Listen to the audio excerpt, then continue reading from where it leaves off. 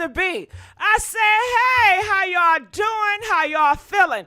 Let me tell you something. On this video, it's a lot of straightening we got to get on. It's a lot of straightening we got to get on. Okay? All right? And I'm going to bring Miss Lisa up here. Pierre Thomas' mom. Because she's sick and tired of you raggedy. Ooh, I'm not going to cuss in the beginning. You know what I'm saying? You think you can hold stuff and do stuff and use her for whatever gender you're pushing? You got something else coming. And the same with me, ho. I see you out there, bitch. Okay? Listen. Bitch, listen, bring it on. Your ass gonna get struck down. How about that? Keep effing with me. Your whole shit gonna get struck down. Keep fucking up. Anyway, I'm sorry, y'all. How y'all doing? What's going on, y'all? What is going on? How y'all feeling? I haven't called her in yet. How y'all feeling? How y'all feeling? So DJ Stop the Beat. Please like this video. We are begging for likes. I have to give Lisa a call. So please stay by your phone. But also, it's another video that is going around that I wanted to let you guys know what was up. And they are saying, if you look at here, QC label tells Prince Senior ATL Goons are coming for his son. All right. And shout out, let me give the credit now. Who is this? OG. I cannot pronounce that name, but shout out to them. And I wanted to play a clip before I called her in, if you guys don't mind. They are sending a message to Prince. Okay, check this out just a little bit. Let me move this up here. The phone lines are open if you guys want to call in. Check this out. Here we go. As far as the J. Prince family goes, the mob ties shit in Houston, that shit done, man. As much respect, and I want to say something here, but I know J. Prince personally as well. Y'all can see the thumbnail. I've done parts with J. Prince. All right, he a little bit too long-winded. How about we just get the phone lines up? Let's just get the phone lines up. I wanted to give a little quick little thing, but I didn't even look at it beforehand, and he taking all day. All right. See how Gigi gives credit? Oh yeah, I always give credit. It don't take much. And keep on sending them in. Keep on sending them in. Yeah, everybody gonna know my name, okay? Yeah.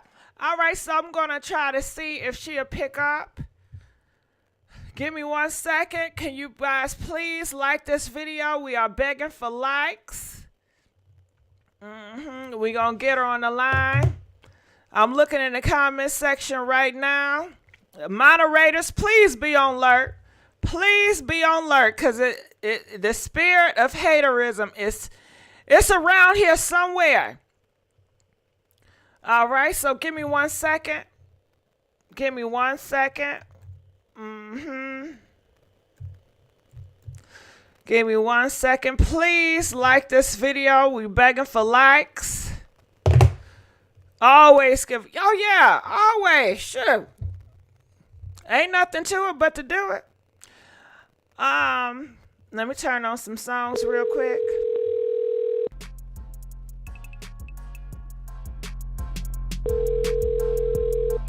Hello. Hey, how's it going? Is this Lisa? Yes, ma'am, it is. Hey, Lisa. I got it on girl, here. you bad. You bad. I got it. Look, on girl. Here. I just saw it, girl. I'm like shaking in my bones with this shit about Takeoff and his. But I respect his father and his father's family. See, these motherfuckers is vultures. Motherfuckers use their own damn kids. But see, I ain't that type of mother, and look what type of deal I got. But I don't give a fuck about money. I really don't. I know I need it. Now, Lisa, hold on. I know I need it. Can you turn the radio or your TV all the way down? Because we can still hear an echo. Okay, hold on, baby. Let me find the remote. Oh, y'all bear with me, cause Oh shit. yeah, true. I was starting off too. I'm all out of it too. So don't you worry. We patient. Yeah, I'm sort of tired. But I'm woke. Uh, where's my remote at?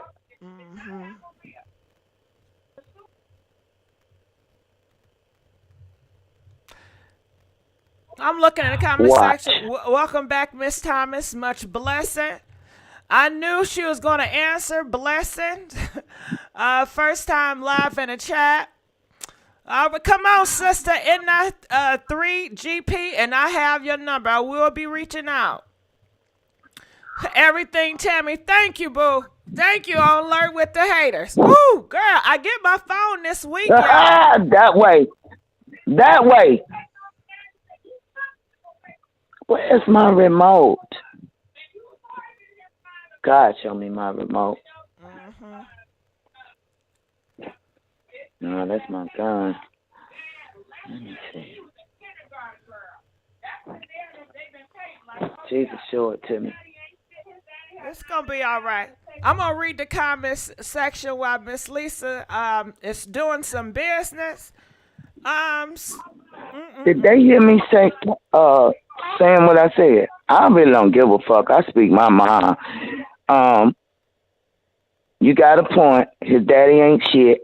That's just the way my ex-husband is. I don't know if people can hear me or not. I don't care. No, they I don't can really hear want you. them to hear it. It's talking about the echo. Oh, You're well. live. You're live on the air. You're live on the air. Everybody can hear you. Hey, everybody. I do apologize if y'all heard me in raw form. I told y'all Miss Lisa is a work in progress.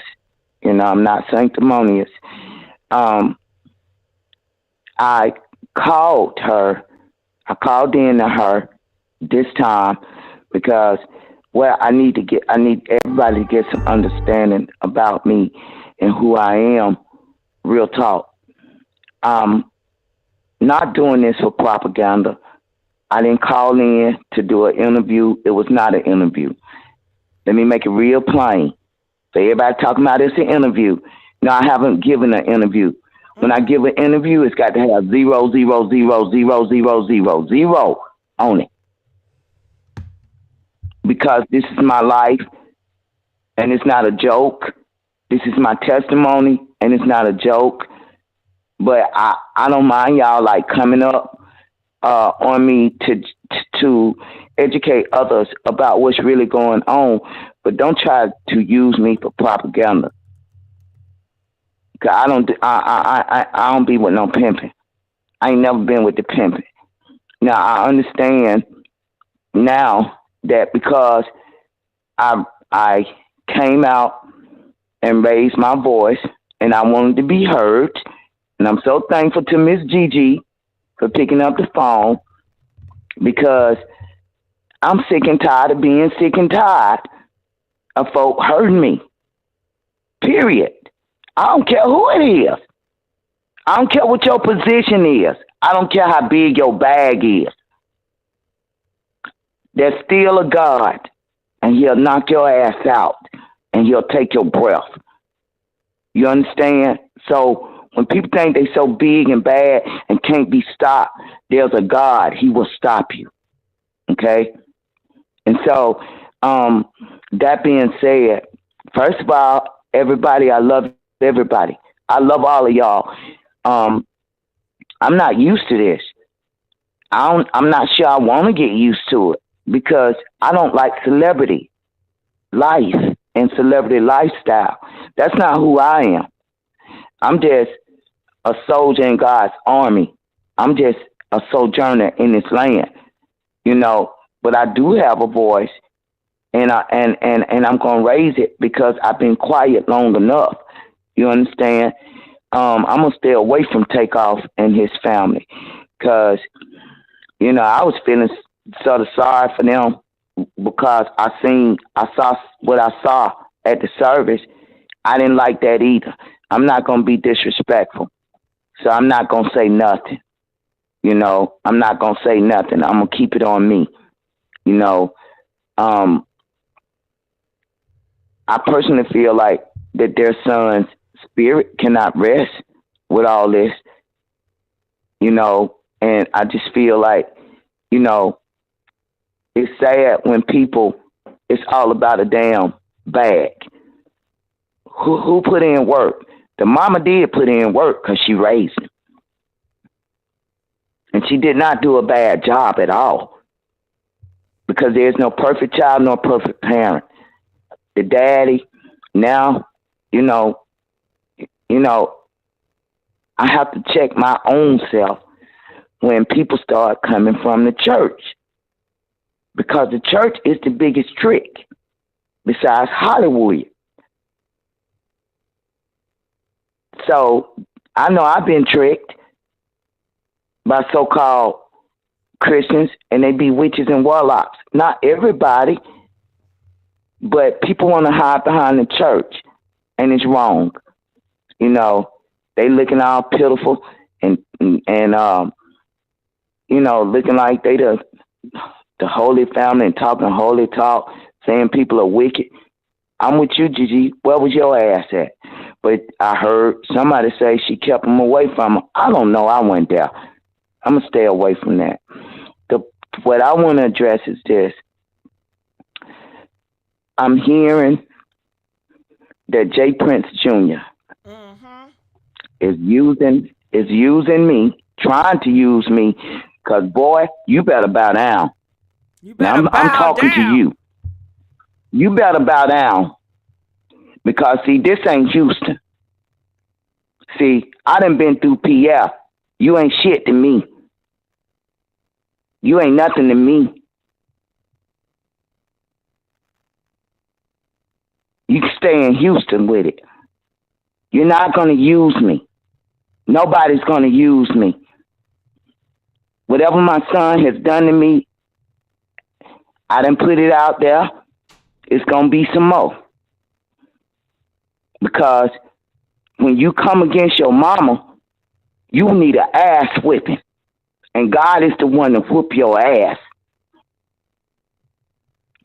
So, when I was raising my son, whenever I whooped him, he wasn't never crying. But when he was locked up in Mississippi,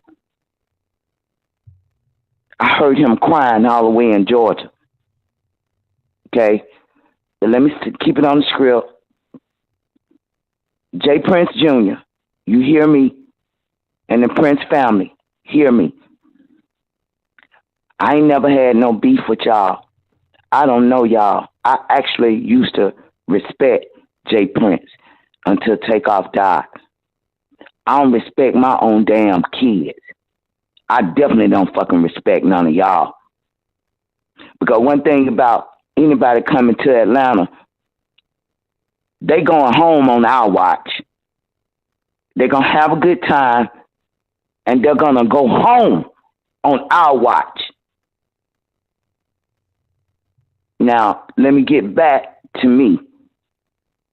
Don't fucking do it. Nobody. Not J. Prince, not J. Prince Jr., Jazz Prince, or no damn body else. Try to use me for propaganda to indicate my kid in any damn thing. If my kid doing something, it'll show up. But that's some whole nigga, bitch nigga shit to try to use me. I'm not that bitch, for real. You better check my credentials. Now I can't stop you. You can watch the video. You can talk shit about the video. Because when I look at it, me and your father as parents, both of us got a set of badass kids. He ain't got no control on y'all, and I ain't had no control on Pierre in a long damn time. That's why his ass ended up in prison at 15. Okay? But from this day forward, and I understand, because, hey, y'all, I love all of y'all. Y'all have shown me so much honor, so much respect. People value my opinion, but y'all, I got a lot going on because I'm fighting the devil here in Atlanta, which is my fucking family. And so I only can give y'all so much of my energy. If I don't, respond to people, it's not because I'm ignoring you. It's because I can't. Because I got so much shit going on. I've been in court for 5 fucking years with my fucking family members. I got to be in court in the morning. But it was important to me because my children ain't the only one who know everybody, okay? I told you my circle is small, but my circle is powerful. They powerful people. Some of them are influential people. And so nobody's going to leave me blind to nothing. I'm not watching. I don't watch YouTube all day unless I'm listening to the prayer channels and listening to my gospel music. I said this before and it's factual. I just woke up and Gossip Girl was there for me. And God said, dial that number. And she picked it up. But as far as like, nobody's going to do no 3-ring circus shit with me. Back your ass up off me. There's enough going on between me and Pierre. I ain't scared of Pierre and I ain't scared of your ass either. Because I done suffered so much and I've been through so much. I'm shell-shocked. Don't come for me like that. Don't disrespect me like that. I don't like none of you motherfuckers. I don't like my own. I love everybody. I love y'all, Prince family, but I don't like you. If I don't like a person, I don't care who it is. We gonna do some straightening, and I ain't dealing with you, and you ain't gonna deal with me either. Get some damn respect, bruh, because that's some whole nigga shit you doing. My family already divided, so you can't create no division, because my family already divided. I don't even have a fucking family. I birthed some kids, but I ain't got no children for motherfuckers trying to erase me and put a evil ass bitch that damn near look like me in my position. She can't replace me, Pierre. You're tricking your own damn game. J. Prince Jr., to try to use me, you're tricking your own damn game. I'm not a checker piece. Period. I ain't on nobody's side but what's right. But you will not. Don't do it, boy. I promise you. You will not use me to try to hurt my own child. I don't like his ass, but I ain't finna see nobody fucking hurt him. And at the same damn time, I gotta fight him off from hurting me. Now, is that crazy or what? Because at the end of the day, I'm still a mother. And at the end of the day, even though that motherfucking child of mine is ratchet and evil, which ain't my fault, and I ain't taking no blame for it. I did my part. And I was one of the best, and the boss is with it. I'm not no big girl. I'm not no giant. But I have the spirit of a big girl and the spirit of a giant and the heart of a lion.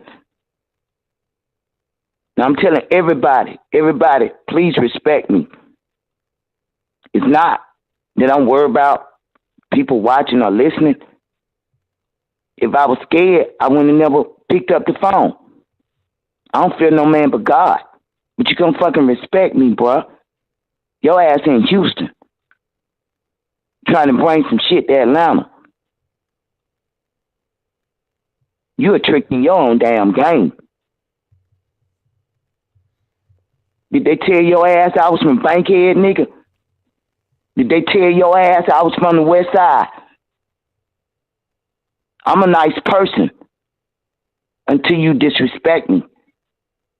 I've never had anything putting it out in the atmosphere about your ass. But you want to come for me? Don't come for me, nigga. And let me address that other son of mine, because it got back to me. You was mad because I said you the weakest link. Well, what the hell you call it when you get with a bitch that Quavo done had? Every nigga that float through Miami done had. And she probably fucked your brother and you knew it. But you a greedy nigga. And you got with that treacherous ass witch. And you let her disrespect me and get with my sibling and my cousin and other to try to hurt me. Y'all ain't shit. It take all y'all from me. Y'all ain't shit. Outcast outlast, in case your ass didn't know. You got something to say to me, Tavares? Bring your ass over here like a man and face me. I don't give a damn what you and P are thinking. Y'all don't give a fuck about me.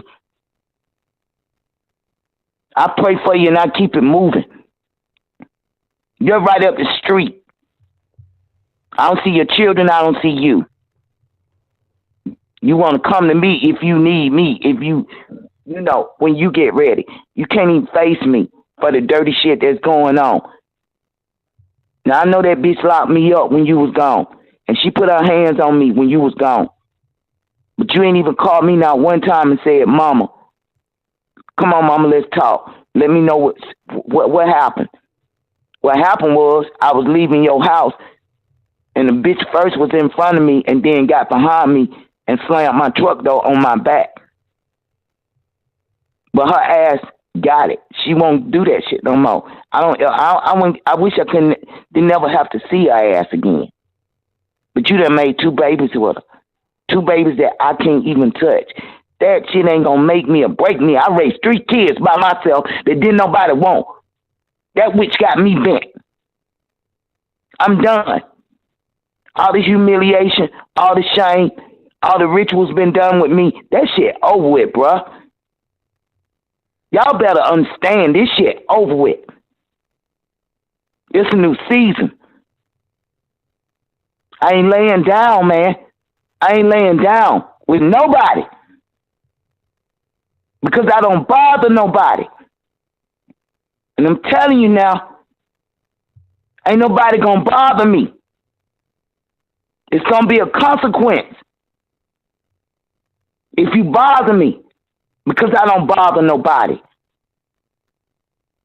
Gigi ain't gonna take up a whole lot of time because I'm tired and I gotta be in court. Do you mind if I do a little straightening? Do some straightening. To you motherfuckers out here that got so much shit to say, especially Linda. I see your slick ass in the damn comment section. Listen, this is Lisa Pierre's Thomas' mom. And just like homegirl said, it's videos around here. Let me pull it up. Let me straighten your ass up real quick. Because what you're not going to do, and I'm not going to show you her voice. I mean, her face, but you can hear her voice. And this is Mag TV. Play the conversation, Gigi. I didn't even know they was recording me. See, that's the snake activity. You didn't know they was. I wake up on a Saturday morning. And this Hell no, they always doing that shit. They always doing that shit to try to make it look like they doing something good for me. That motherfucker came over here and destroyed the whole property. Did that video and motherfucker damn came over here and destroyed like my whole damn yard is eroded. Ignorant mother suckers. That's the shit I'm talking about. People out here with bad intentions. Cause your ass doing wrong and I called your ass out on it. Motherfucker. It is what it is. Let me play it. But I tell you, now let me do a little straightening real quick. I don't want nobody fucking with GG. Period. You want to fuck with somebody, come fuck with me. Nah. Y'all be hiding behind that old fucking social media and shit. Y'all ain't nothing but some pussy. Period. Y'all be on social media talking shit like whoever Steven Shearer is with your bitch ass undercover gay nigga somewhere on your knees. Don't come for me, nigga, because you know nothing about me. 3?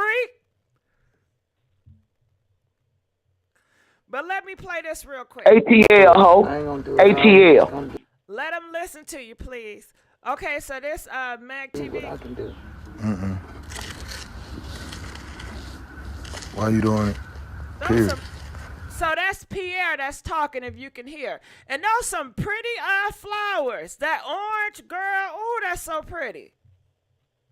Girl, they didn't last. The motherfucker put a sprinkler system, put sprinklers on the walkway, busted up the bricks and shit. Oh, man, I had spent $500 on flowers, man. Oh, I was already isolated. Girl, I love flowers. I do too. I love a nice garden. I do too. All right, so let me continue to play. Yeah, if I didn't watch them, because Santos ain't here, and Maurice be driving. And so I hate they try to put your face in that. I'm going to fast forward there. You know, actually, you see it here. I'm going to turn this off so you can just hear, listen. Well, it don't matter because I got on glasses and a mask, and that ain't my face no damn way because I got many faces. You did not give them consent to videotape this shit, and you did not know it was on there. I'll never give them consent to video me. You better ask somebody. That do sneaky ass shit with embedded that's some bitch ass shit. Hell yeah. You gonna get yours. Let me say this. Get yours. Let me say this. Let me say this to anybody who put a camera on me. You better check my credentials. I take your motherfucking phone and bust your head with it and tear that damn phone up. Don't take pictures of me. Don't try to video me. If you can't come to me like a man or a woman and ask me, don't come for me. You better check my damn credentials. From the west to the east to the south.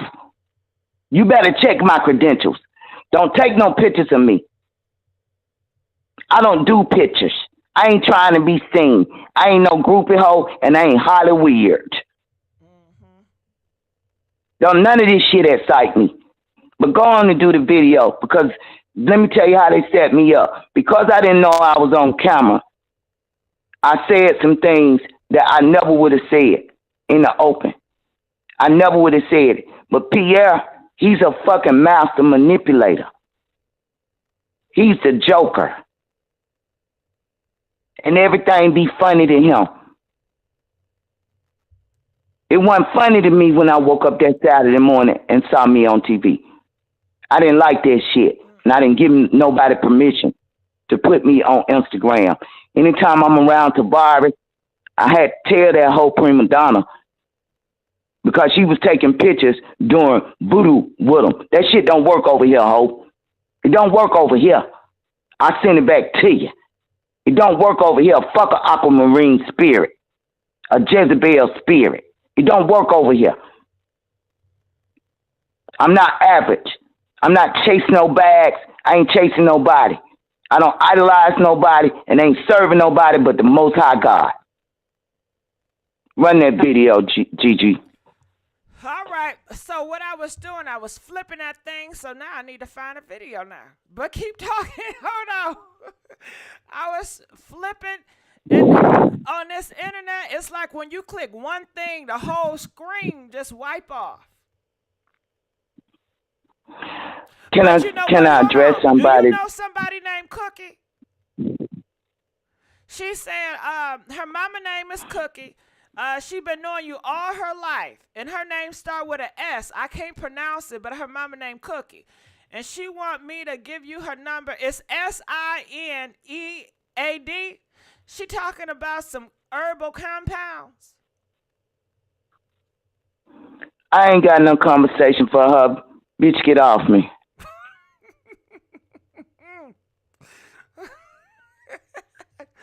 All right, bitch, get off me. Okay, now go ahead. Say what you're going to say while I get this video. I'm concerned about Lil Scrappy and Mama D. And Mama D, let me say this to you. I have always admired you. Little Scrappy, you are a little prince, but you are all grown man now. I respect both of y'all. I don't like what I'm seeing. See how Holly Weird done tore up a family. You understand? Mama D, I can't see my grandkids. My sons don't come around me. They don't do a fucking thing for me. Your son love you. He got a wife. He got some kids. You ain't got a light, Bambi. You just need to respect it. See, I don't respect prima donna because they ain't married. See? That's how desperate and thirsty bitches be. They go out and pay for fucking weddings, then put the shit on, pay to put it on Hip Hop Magazine. Like, come on, girl. Come on with the jokes. And if you don't believe me, everybody go check the record. I got the video out. Let me see. You doing it? Period. Yeah, if I didn't watch them, because Santos ain't here, and Morseese be driving. And so if I didn't watch them, see how they got them plants in the wrong place. They just start coming, putting stuff in the yard and don't, check with me, like, I'm downstairs, Gigi, so I don't even see it here. Because I need me some Migos. Oh, they hear you. You talking about you need you some Migos. But yeah. So you guys. Yeah, but not these ones from down here, baby. They need to come from L.A. Period. Yep. So that is it right there. I'm gonna turn this down right here. I'm just gonna show. And let me say this. Pierre, go ahead. The Migos he brought here, the Migo he hired to do the contract, paid $40,000 to. That motherfucker was a witch. That motherfucker did put some shit on the back of my house. That motherfucker had illegals working in my yard. That motherfucker dug up my yard and didn't even have a license to do it. That motherfucker was doing everything. I asked him not to come back over here. He told me he was gonna bust up my walkway. I told that motherfucker, you ain't gonna break up a damn thing. Don't come back over here. He left my yard all trashed up. I told Pierre came over here. That was 2 years ago. He ain't never had been in this house. He ain't never been in this house yet, and I'm going on 5 years in this house. He ain't been in this house. What nigga go buy their mama a house, don't give her transportation and go look for a house, force her to ride with somebody that don't want to be bothered because they find out who he is, they just want to check. But her daughter found this house, a 12-year-old. She was an anointed child. And this property turned out to be on holy ground. You understand? And you come over here and you bring that warlock Ronaldo Santos. Let me rephrase that. Ronaldo Santos of Santos Landscaping. Don't nobody pay that motherfucker no attention. I've never seen anything like what he did here. But I ain't no fool. That wasn't no damn contract to do no lawn. That was a contract to tear this fucking property down and destroy my mental health. That shit didn't work, though. That shit didn't work. It was awful. I got the pictures. It was awful. Motherfucker planted poisonous mushrooms, strange-ass insects. Y'all don't want to see the picture of how my legs were poisoned. It looked like a snake was planted on my leg. I went to Fed Piedmont, 3 doctors on me. They ain't never seen nothing like it. I know one thing. If can't nobody find out what it is, Grady gonna find out what it is. But guess what?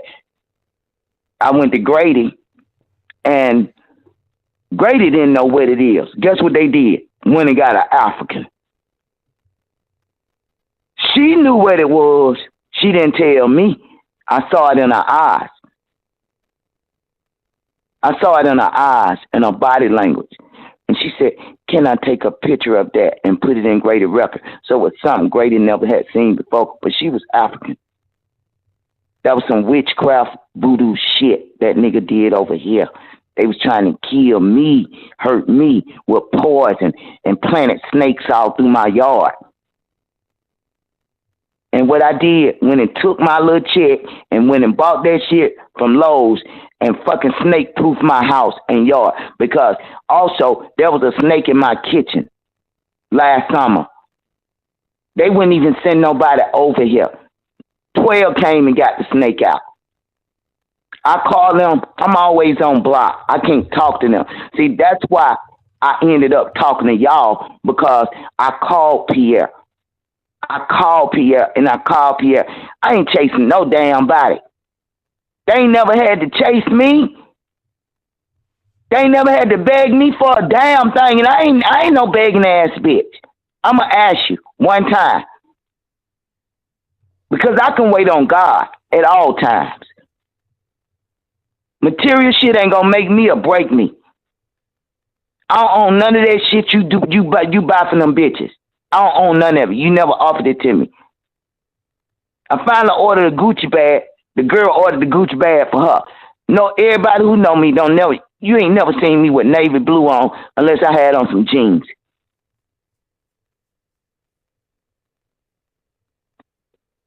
Listen, she knew what she was doing. I gave the bag back.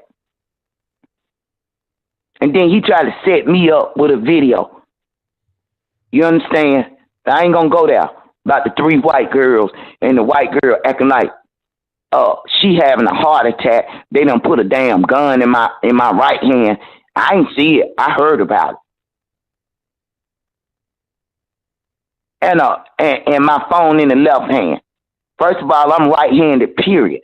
So I don't do shit with my left hand. Then second of all, there were no white girls there, and I got my own damn video. There was a young black girl there that was helping me, and there was a young black boy there. And then he gonna run out the booth to my, she got a gun. She got a gun.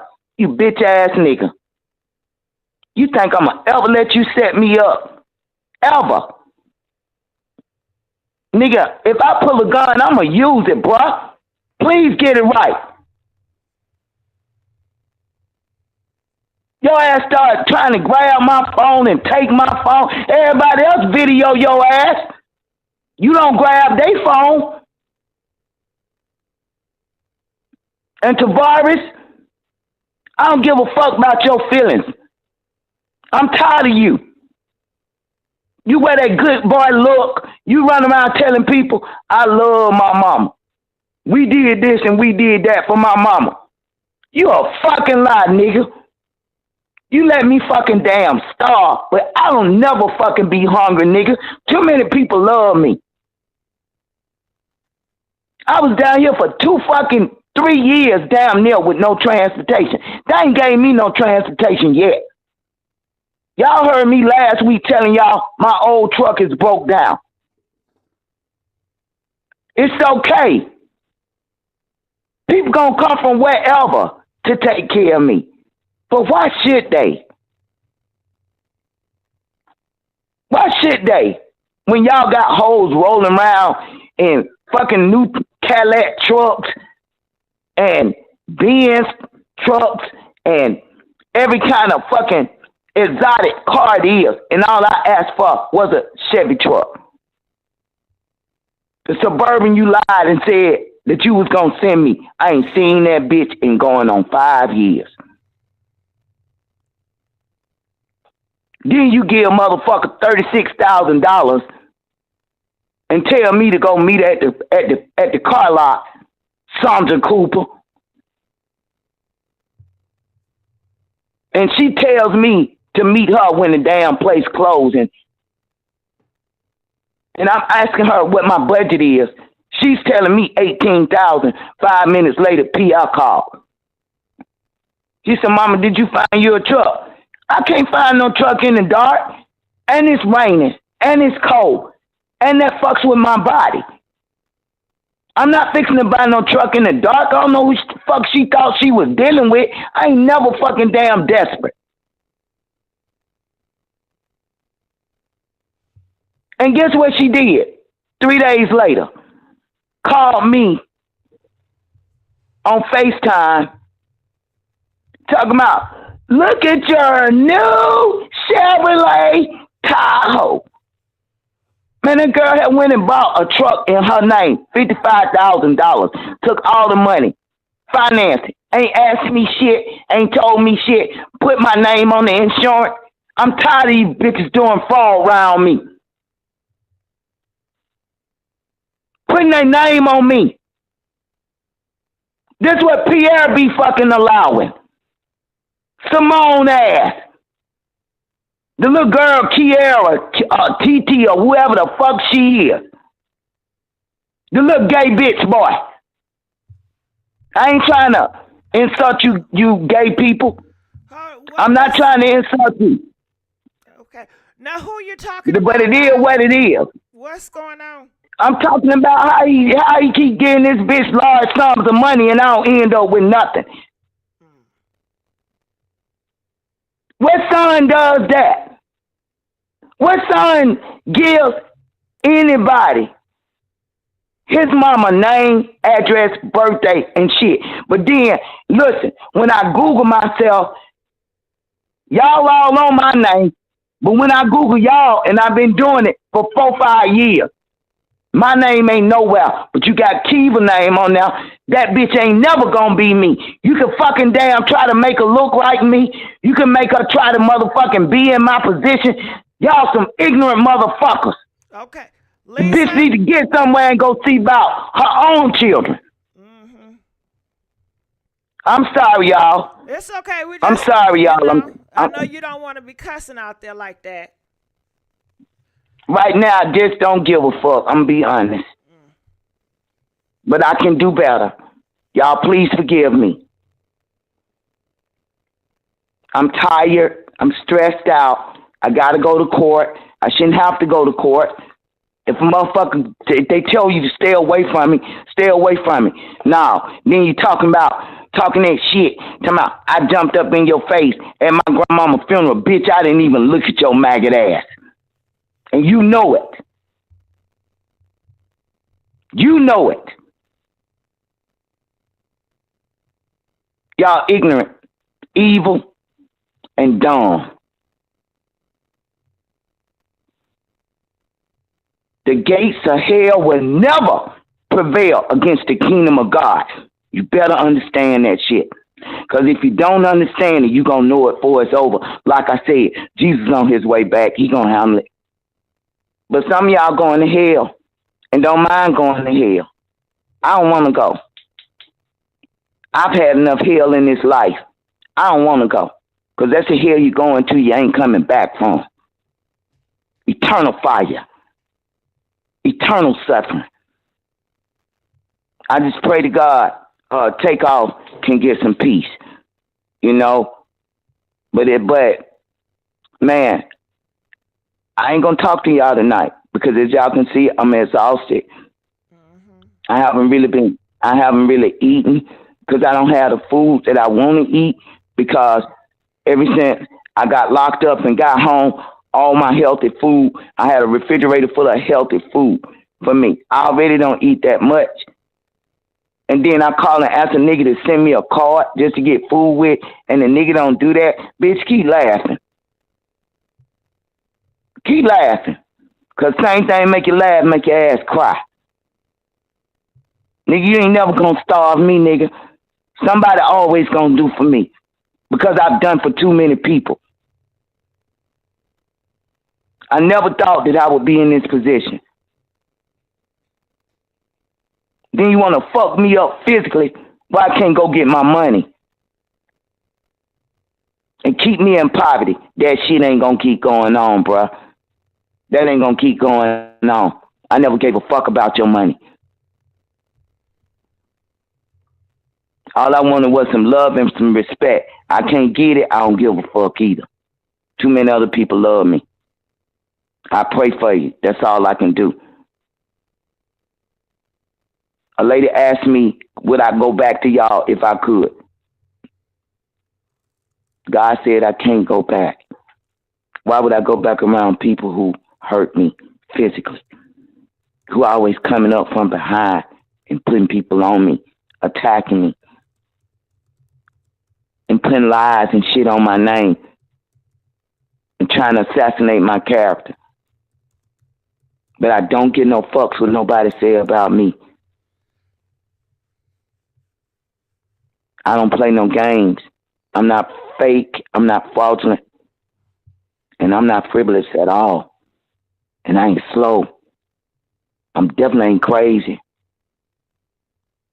But I can be whatever you want me to be, whichever way you bring it to me. I'm trying to stay humble. It's a daily walk. A daily walk. So I just want to be clear about this. J Prince, Jazz Prince, J Prince Jr. You get it how you live it, but you leave me out of it. Okay? Whatever y'all problems is and troubles is, I ain't got shit to do with that. You ain't gonna use me. You ain't gonna use me. Yeah, I think he understood that. You wanna be around here acting like you a gangster? Nigga, you must don't know the rules. You don't fuck with nobody, mama. Even if they don't give a fuck about me, I give a fuck.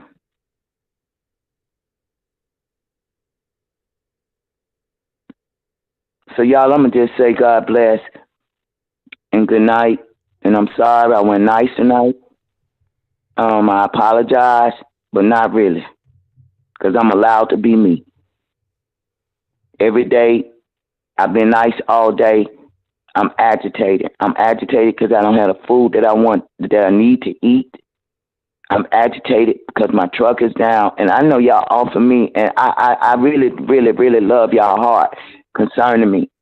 But God didn't tell me to take no money from you. And I ain't desperate like that. Everything is going to be all right. It always have been. I've never seen God fail me. And I just I've want to never clear, seen him fail me. Lisa, I just want to clear some things up. Some people are saying this is, being on social media is upsetting you. And I believe because I called you on the line, some people feel that I'm, deliberately calling you to get you on here to upset you. Girl, you ain't even fucking called me. I called you. What the hell them fake niggas talking about? Go with the frugazi ass shit. She knows nothing about me. She knows nothing about me. She ain't even checked my authenticity. She has not checked it. She does not have a picture of me or anything. And haven't asked for one. Not at all. She not asking me for shit. Everybody ain't vultures. Everybody ain't crawling on their belly. So all the ones with the fake shit, you don't give a fuck about me, no way. So what the fuck you coming at her for? Why y'all coming at her? You know why? Because they upset that you're not on their shit. That's why. I'm not a celebrity, motherfuckers. I don't give a fuck about that shit. I don't want to be a celebrity. I don't need people trying to praise me and all this shit. They got something to say about DJ Academics. DJ Academics was wondering if this was real, so please let him know it is. I'm not letting him know shit, but Lisa, you can address DJ Academics. DJ Academics, I found out today that you were covering me. People say that's big. I don't know why it's big. It ain't big to me. I can't stop you from doing what you're doing as long as you do it in the right context. But yes, I'm real. I'm real. Ain't nobody gonna erase me. Ain't nobody gonna hide me. None of that shit. I go where I want to go. I do what I want to do. I'm just not in the world like that because I can't be. I can't trust what's out there. If Pierre wasn't at his status, I still one day I'm be out there. Because I don't want to have to use my motherfucking bullets on your ass. If you come for me, whoever, whenever, wherever. So yes, this is real. I'm real. I became overwhelmed with this shit because I wasn't expecting nobody to be like responsive to me. I'm not looking for followers. I want you to follow God. Follow Jesus. Don't follow me. But if I can help anybody, if my life and my testimony can touch anybody, then so be it, and God get the glory. Not me, and not Gossip Girl, and not none of you other people either.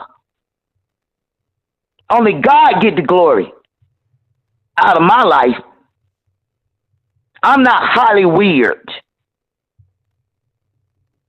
I am from Atlanta. I walk slow and talk slow. That's it.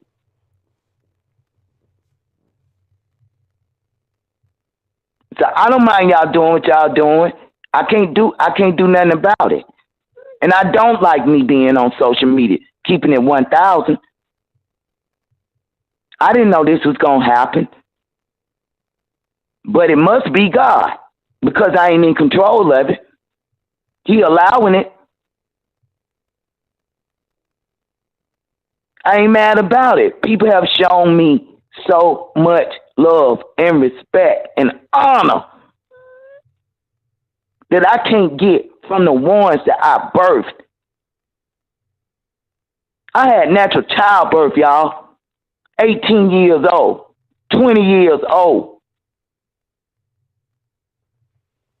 I was in labor for 14 hours with Pierre, and this what the fuck I get?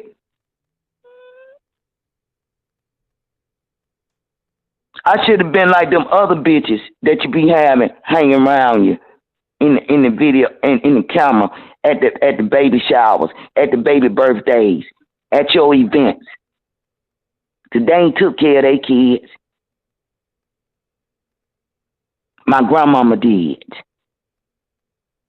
For that maggot on the east side, Ernest Cason did. And they weren't even his biological kid. But they was blessed with him.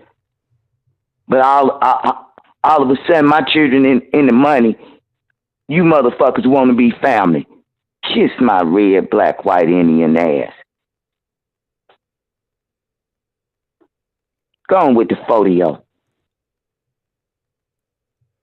So listen, y'all, I ain't been real nice tonight, and I ain't making no apology.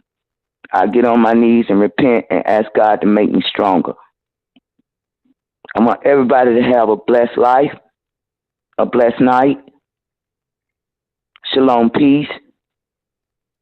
I declare blessings over those who want those blessings and need those blessings.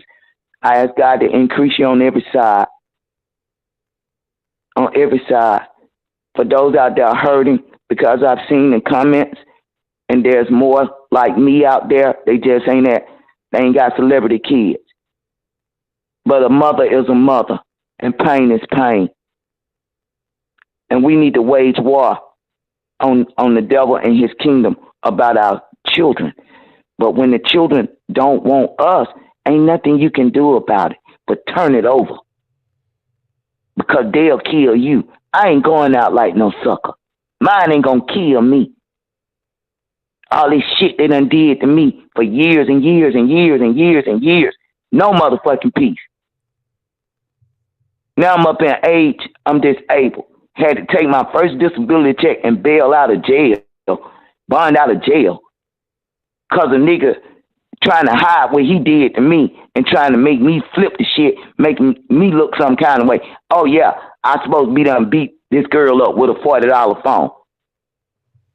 But you put two people on me at one time for them to take my phone. But I guarantee I went to jail with my phone.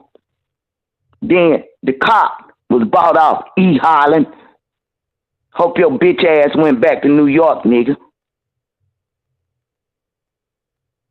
Yeah, I went to internal affairs.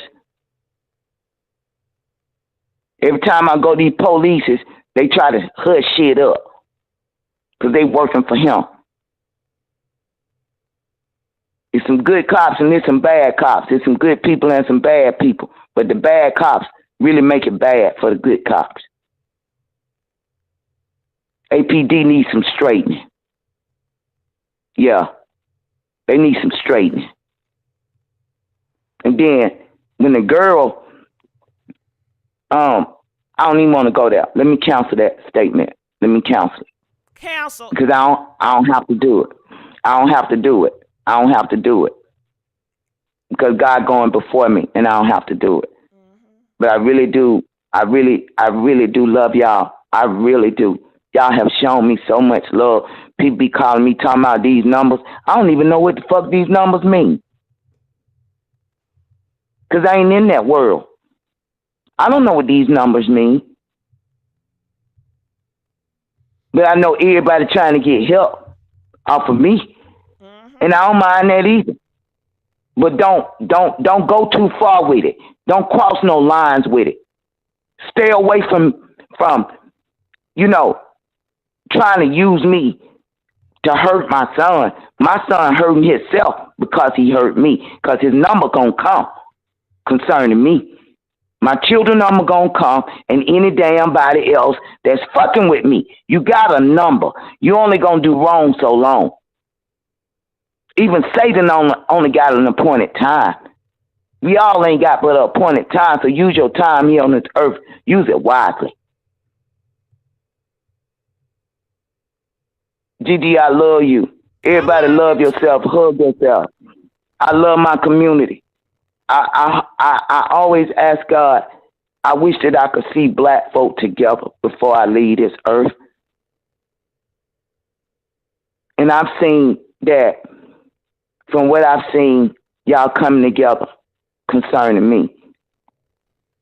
Yeah, it's a few snakes and frogs and cockroaches and rats in some of those feeds.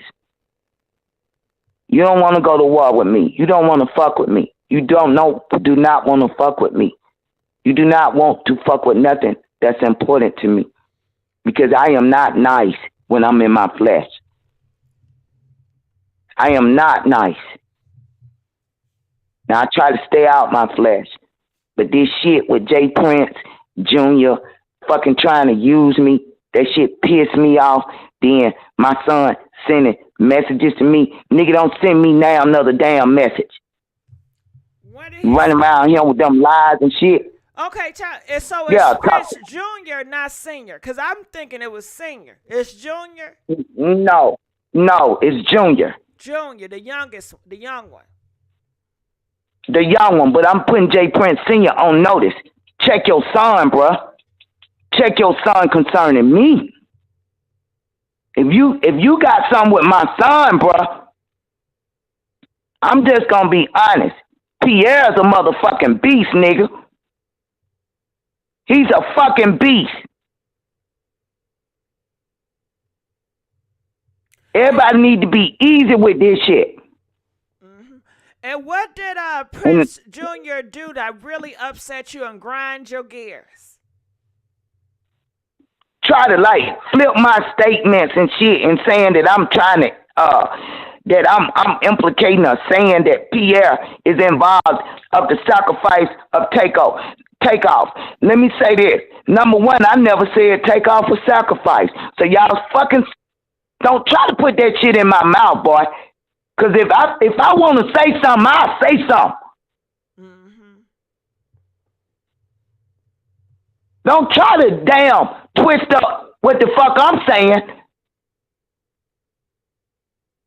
Cause you pussy, nigga. You pussy. I have no respect for you, nigga. I don't respect nobody. People be coming around you. They love you. They respect you and don't go back home.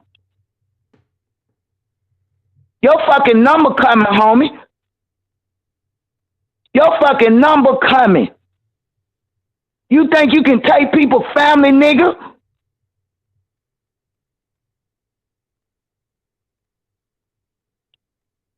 Check yourself, J. Prince Jr.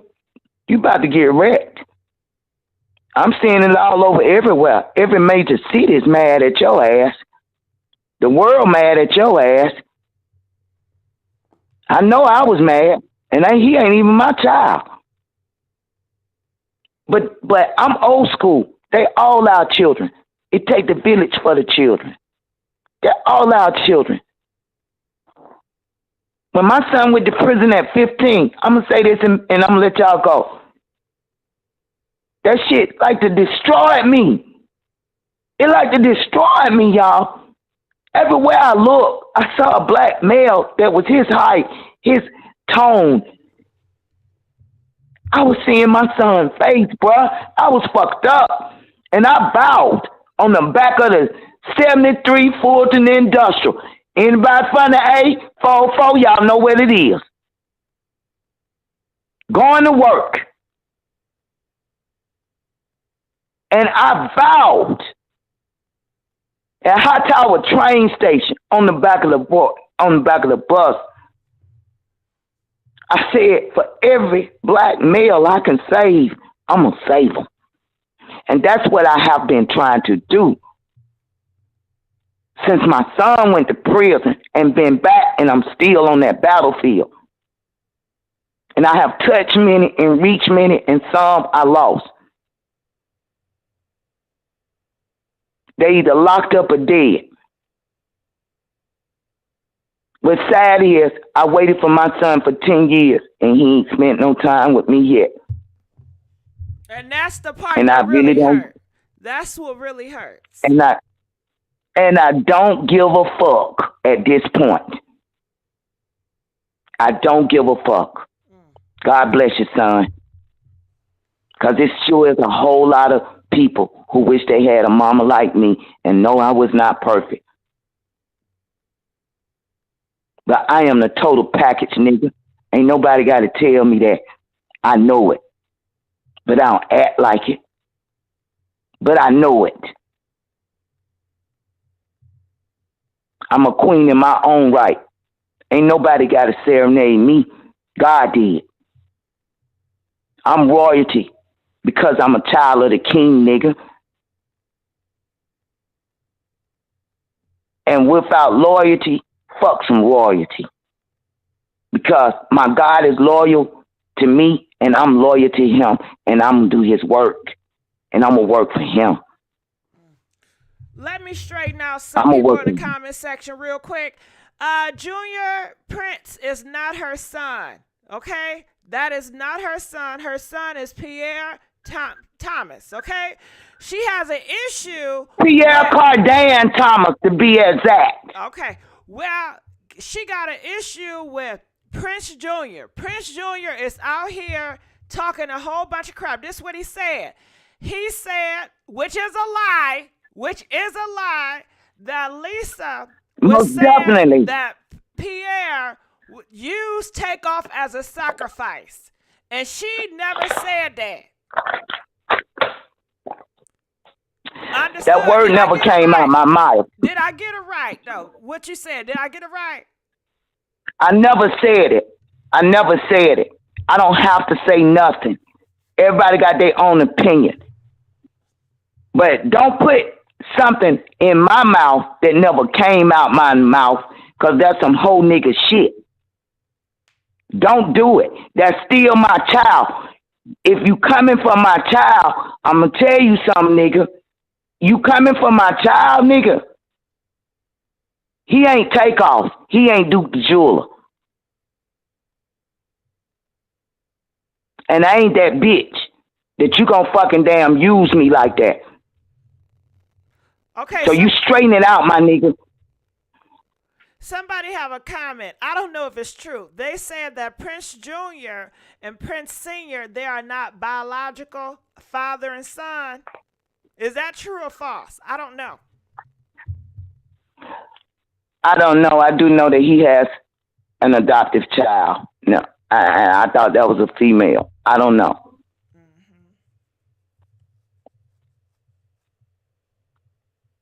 I don't follow celebrities. I don't follow nobody but Jesus. I'm so sick of what's going on TV. That's what had me on YouTube.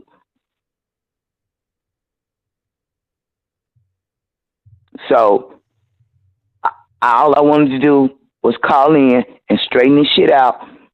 And again, please, one more time.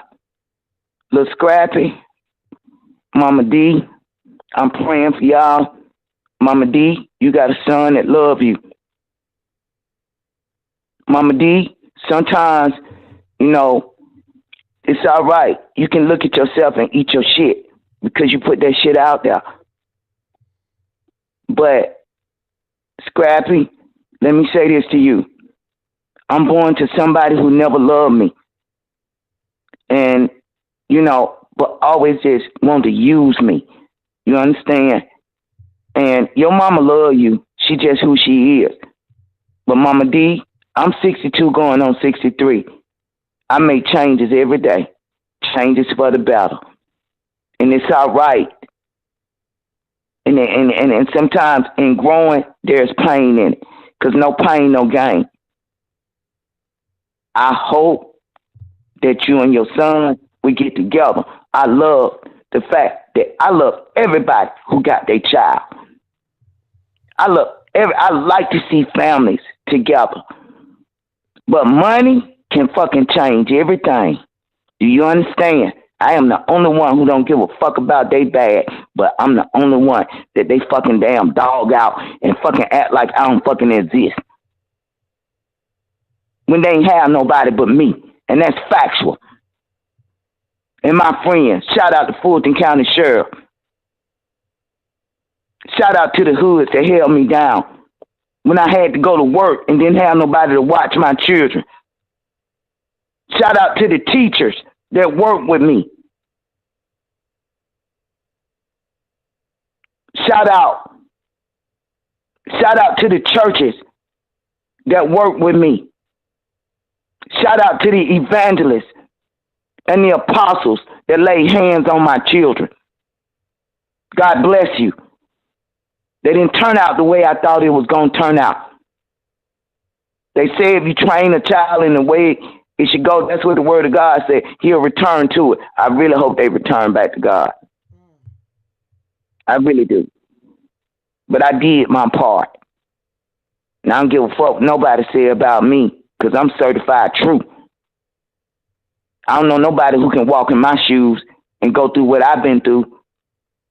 You don't qualify. Because it's only by the grace of God. It's his strength. He keep waking me up, not me. Y'all don't even wake yourself up. Why you think you all that? Tomorrow ain't promised.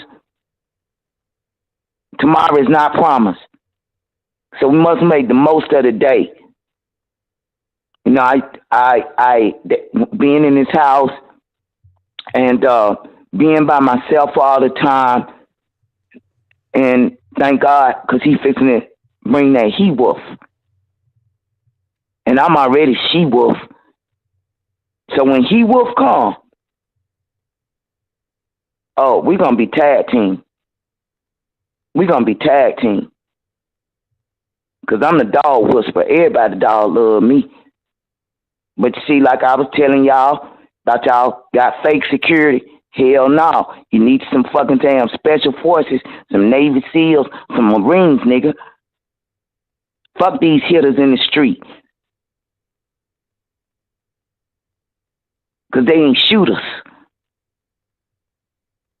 They ain't shooters. Yeah. No more than a block boy. It's not a boss.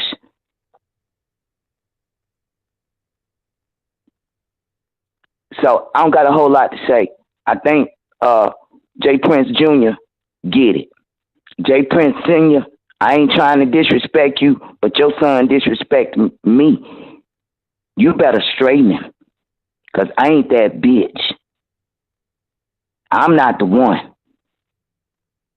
I don't have to come to Houston. And y'all don't ever need to come to Atlanta, ever. And ain't nobody checking in down here. Y'all crazy as a motherfucker. Black folks already catching hell. I bet you don't do no white folks. Tell them to damn check in. You ain't checking no Chinese. You ain't checking no Italians. You ain't checking them. How the fuck a slave gonna tell another fucking slave what to do? Because we all slaves in this nation. Because black people are enslaved to this white man's system in this nation. And then we enslaved to ourselves. How in the fuck you gonna genocide your own damn people when people died for us? See, y'all some ungrateful ass, y'all some ungrateful generation. People died. It was a heavy price to pay for y'all to be in these positions. They ain't even want us to come through the front door. And now y'all on top and got a nerve to damn put your foot on the next man because you on top. Your foot gonna get cut off because God gonna take it off. Be easy. Be careful how you treat God's people. Period. And the streets is talking and everybody watching. I don't care what y'all got going on. You better leave me fucking out of it. Because that's some po hustling whole shit for you to try to use me to implicate my son any kind of way. If I got something to do with my son, nigga, I don't need your help, nigga. Fuck wrong with you? I don't need your help. See about your mama. I'm sure she's doing great. Go spend some time with her and get up off me. Everybody have a blessed night. I can't do no more. Okay. I respect it. You know, guys, give it up for Lisa. GG, okay. They ain't got to give it up for me. Give it up. Give it up. Give it up for the King of Glory. That's who you give it up for. Give it up to God. Give it up for him. Do you want to give it up for lead him. us out in a prayer?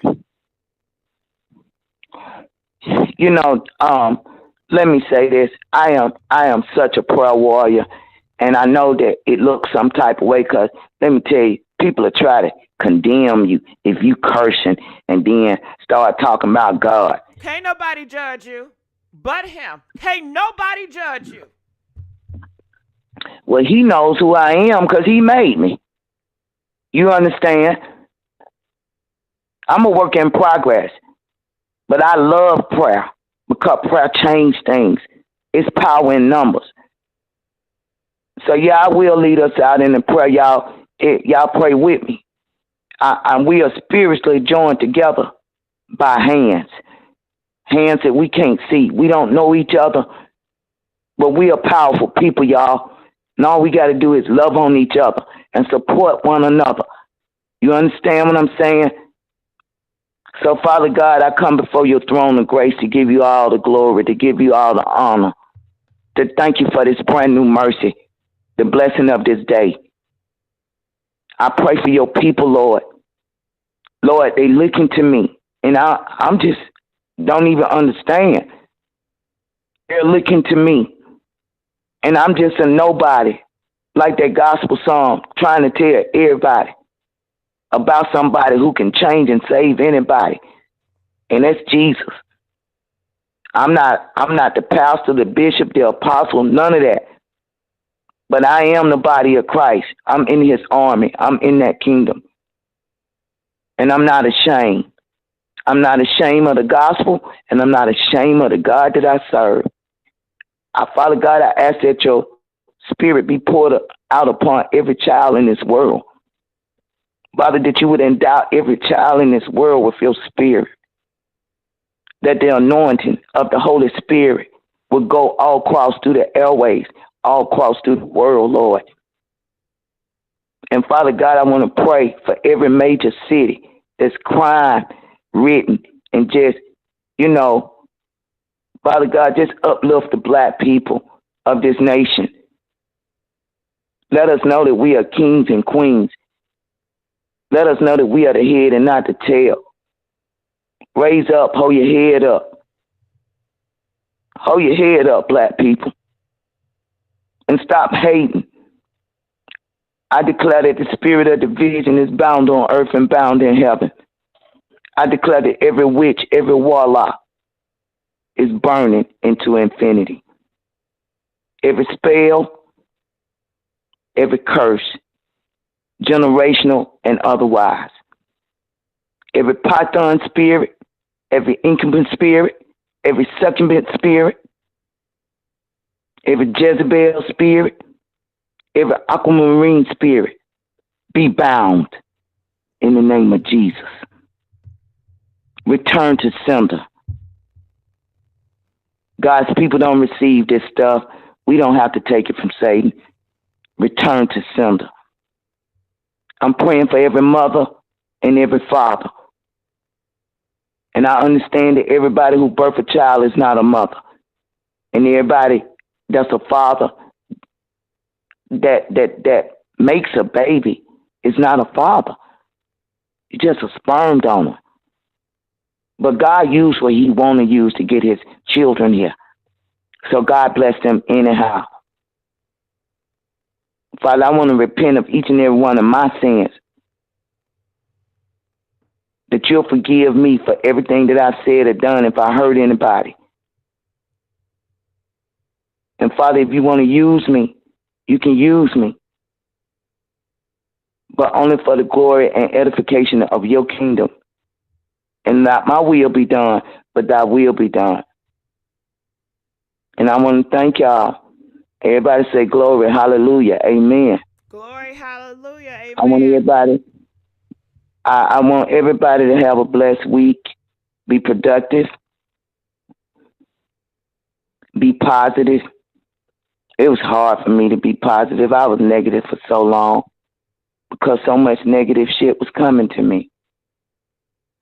But every day that God wake me up, whether I feel good or whether I feel bad, it's a good day. And shout out to Miss Sheila Wildwood. Auntie, what's up? I love you.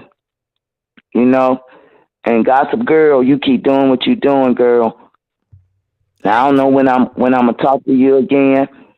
I don't know when I'm gonna talk to you again because I really got some business. Because the snake is, you know, they got to be dealt with. I understand. You're gonna leave me alone. You're gonna leave me alone. Snakehead coming off. Snake tail too. Can't be nice. Chop that motherfucker to so many. Nice. No, you can't be nice. I don't bother nobody. You want my life? You want my identity? Girl, you under my feet. You, Pierre, and any damn body else with that fucking conspiracy to erase me. You will never be me. Never. And it's sad, because I ain't never showed you nothing but love. And all the while, that jealousy. And my cousin that grew up in the bed, sleeping with me, who diapers that I changed, combed her hair, dressed her, when her mama did. That vulture motherfucker don't respect me and all up under my kids. Fuck that groupie whole shit. But Pierre like that shit. You think you got favor with him?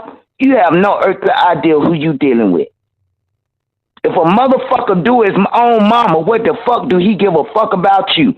Trick in your own damn game.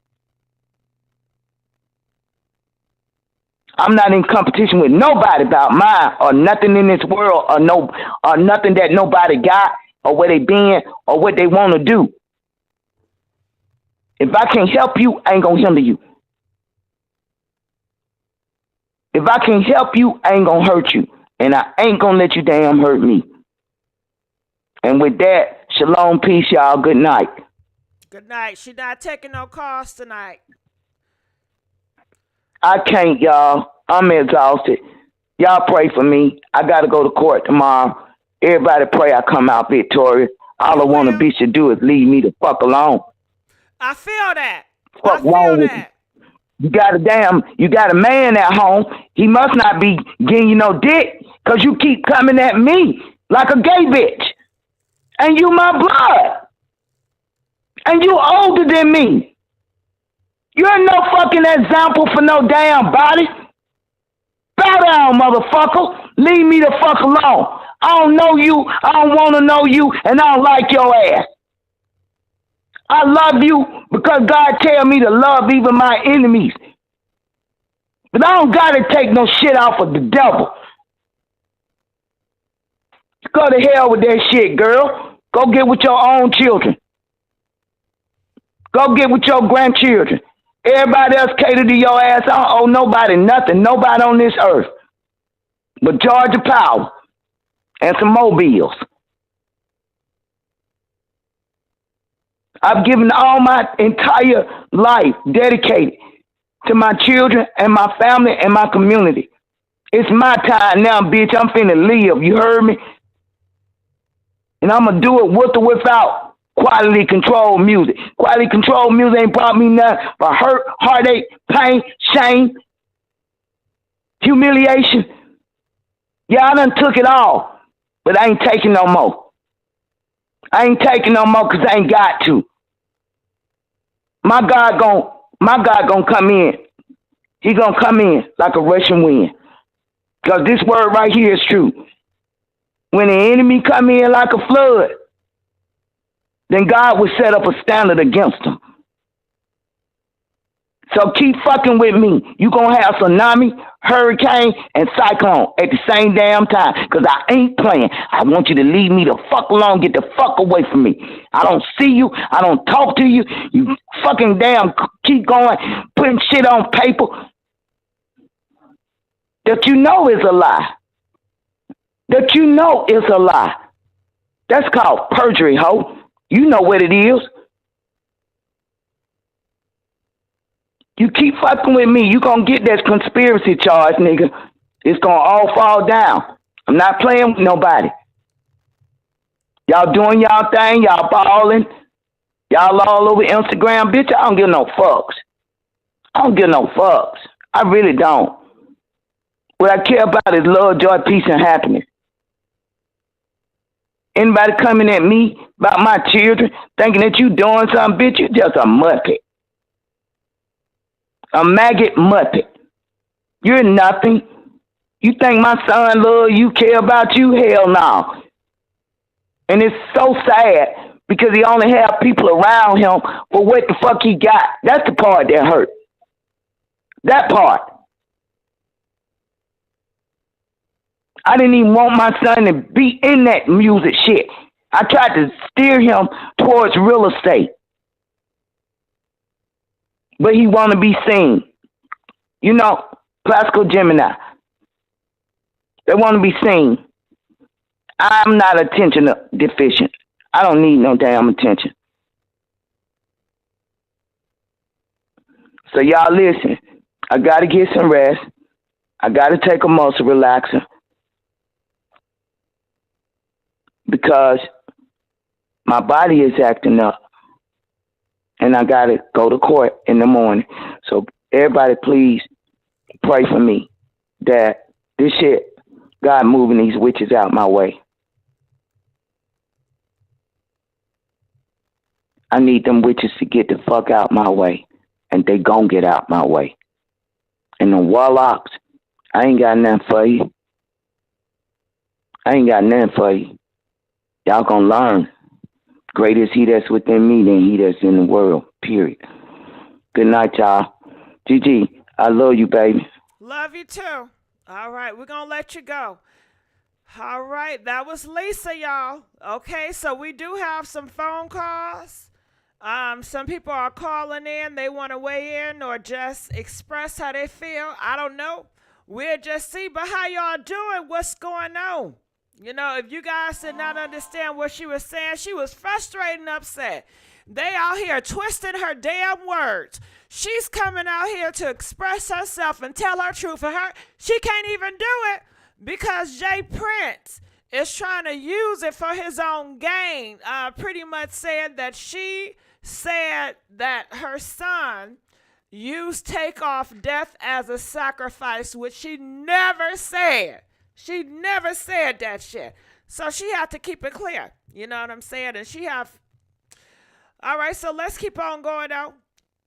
Calling from 925. You're live on the air. Hello, 925. Okay, we're gonna let you go. Calling from 111. You're live on the air.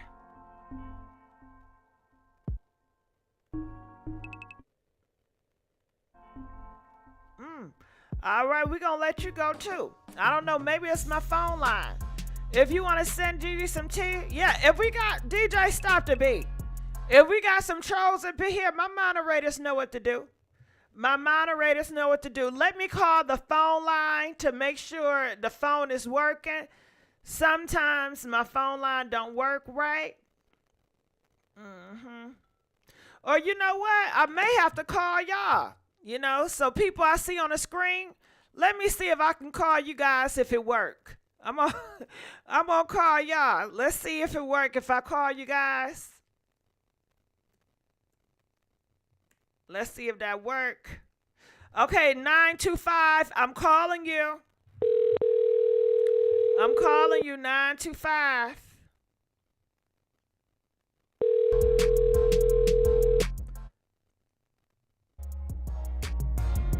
Hello? Hello, can you hear me? Yeah. Hey, I don't know why, but when I click it regularly, I guess you didn't hear me. So I decided to call you. Is that okay? Yeah, I'm here. Yeah, it's okay. So I was just listening to everything was said. You know, I'm just gonna continue praying for the family. Praying for that lady that was talking that was so upset. And who was she anyway? She is the mother of one of the most powerful men in hip hop, which is Pierre Thompson. That is the man over quality control. Under his labels are the Migos, the City Girls, and others. Oh, okay. Okay. No, I'm just sending my condolences. I'm praying for her. I'm praying for the family. I'm praying for Quavo. Takeoff family. That's it. All I right. don't want to get too much. I'm just praying. I'm just sending my, I'm praying for everybody, even you. Appreciate. Thank you. I appreciate that. All right. Because I sure need it. I sure need it. Calling from 510. You're live on the air. 510. Hello. Hey, can you hear me? Yes, I can hear you. I can hear you, GG. Had me concerned. Talk to me. Ooh, I was getting concerned. Oh my God. I'm praying for Mama Lisa. She is just a God sent to your channel. It was just meant to be. The stars lined up, and I'm glad she's able to get everything off her chest, because it's hard out here when you have these kids and they ain't showing you no love, and you done gave them all the love that you have to give. So I am praying for that sister. And I was listening earlier. You had some stuff going on that Miss Dot or Pieces, Miss what was her name earlier? I have no idea. Connect the Dot. Yes. Oh, you did. connect Miss Dots. Connect the Dot. Miss Dots. What about Miss her? Dot. She was dropping some jewels. I was working, so I didn't get to get her information, but she was putting them pieces together. And this whole thing is a mess with the family, the baby daddy, the baby mama, all that other stuff in between. This is a whole mess, and I pray that brother gets to rest his soul, and the rest of the people who then passed in this kind of tragedy. I don't want to say it was a sacrifice or nothing like that, but it's not looking clean in the buttermilk. Something is not looking. It's not looking like a regular accident, and it ain't for me to judge, but it ain't looking like no accident. I'm sorry. And I done been out here. I done been in a shootout my damn self, okay? 8 people got shot. Wow. Maybe 10. I think 10, including the shooters, yeah. So I done been in them situations, and this don't seem like that. And they got them shooters. So why don't we know who them other shooters is at this bowling alley with all these damn cameras and different stuff? Because they don't So want you everybody to was know. yeah. I figured that because when Big Cock Diesel, that cop, came talking about, excuse me, I got a little cough, came talking about I need to sit down with the rappers and we need to have a talk. That's not the damn solution. I need you to sit down with the damn owners of the fucking bowling alley and go through them cameras, slow that shit down, blow that shit up. Sitting down with these rappers is not going to be the solution to what's going on. So that's all I got to say about the situation. I don't know. My spirit wasn't feeling like Quavo and his mama. No, Quavo and Takeoff Mama was super sad. I've lost a lot of loved ones, so I know how it feels to be super damn sad. I just don't know the situation, and I hope that this is the catalyst to change the trajectory of Black people, Black music, all that shit. If it ain't positive, we don't need that shit in our psyche. We're done with it. We don't need to know about no drugs. Well, protest no it lean, against the hoes. radio. Go to the radio station and say we don't want to hear no more gun violence on the No, radio. but we got to tell each other because ain't nobody listening to the radio. People was playing this shit on their own damn phone. Ain't nobody listening to the. You listen to the radio, Gigi? Yes. You do? Yeah. When I get in my car, I listen to the radio every day. Girl, I'm with the folks that got the playlist. I got my own playlist. So I think if you on the radio, protest the radio. If Press you make your 1 own if y'all playlist- listen to the radio. Press 2 if you don't listen to the radio. I listen to the radio. I like the radio. But go ahead. That radio ain't got shit on it for me. They playing the same shit over and over and over. I got my playlist. I got to go through my playlist and clean it up. Shoot, I'm on them positive vibes. I'm about to add that Marvin Gaye. I What's grew up going on radio. with my I shit. love radio. I used to call in the radio station and be talking. I used to do the countdown, count 10. Hell yeah. I stayed in the radio. So I ain't giving my radio up with my DJ. I gave it up. I love the giving them up. DJs. I love the conversations on the radio. I love morning radio shows. Breakfast morning radio. Oh, hell yeah. I love it. Like the Breakfast Club? Not necessarily because I don't listen to them, but just, Okay. I ain't going to tell you who I listen to. I ain't going to go there. But yeah. Yeah, no. I'm every once in a while I might hear a little radio, but out here they ain't got nothing I want to hear. Like I say, I'm my own DJ. I play my own jams. So I'm telling everybody else to clean up their playlist. I got to take heed to that too. I'm cleaning up my playlist, adding that positivity to it so I can get them positive vibes to keep coming to me, because all living in this negative is going to keep us in the negative. Like that lady said, too many people, like Miss Lisa said, too many people died for us. And this is the motherfucking thanks they get? I don't think so. It's time to clean it up. If you want drugs, go to rehab. If you're addicted to sex, go to the sex rehab. If you're addicted to strippers, I even want, oh my God, Gigi, I want the hoes and prostitutes to get it together, because You want them to stop being who they are? They living their truth. They're back on the street. No, it's not just living their truth. They're back on the streets. I'm seeing it in my own eyes, in my own community. They're walking the streets now. They're not. I mean, oh, you want to clean up the streets? What y'all hoe ass doing on the damn streets? They on the streets twerking.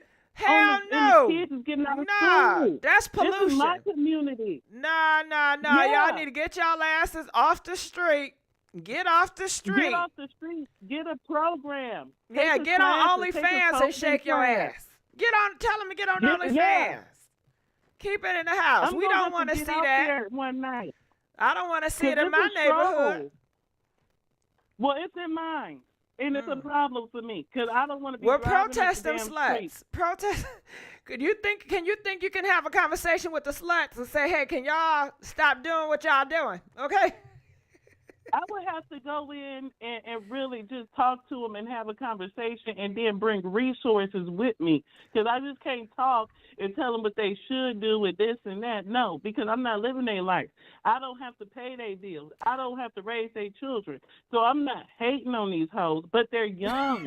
So it's like I'm not hating on in these the hoes. bud. I don't know. To me, I But see like walkers, like prostitutes, like the men that be selling drugs, just like them. And I don't fool with them either. No, I don't look at them like that because and this ain't to get on the prostitutes. But Hold that's on, a wait, keep dangerous. talking. I'm gonna let you talk, okay? Cause I got a call. Keep talking. Okay. I'm a babysit for a minute. Shit, where was I? I don't look at the hoes and prostitutes like drug dealers because it's a dangerous fucking job to be a hoe and a prostitute. When you get in that car with that stranger, you don't know if you gonna get out. You don't know if you're gonna get out with a little something extra.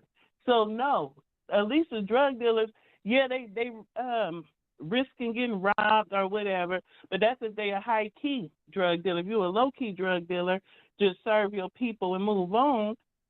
Which I'm hoping people ain't serving up drugs like that, but they are, and it's fentanyl and everything.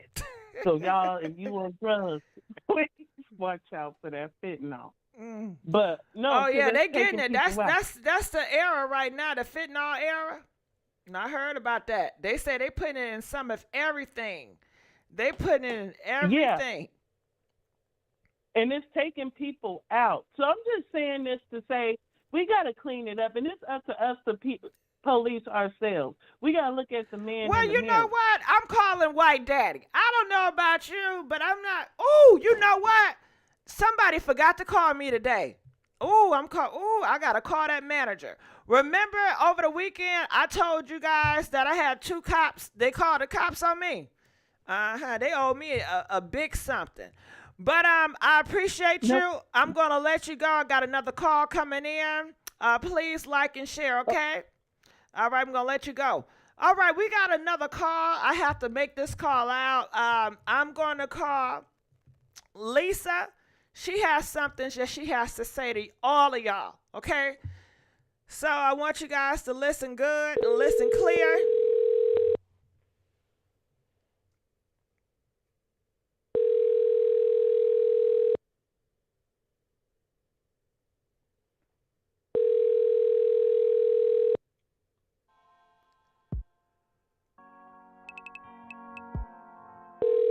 Okay, well, maybe not. Maybe she busy. All right, so we'll go on to the next caller.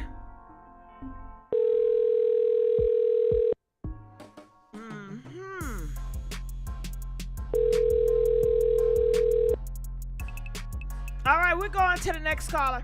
Caller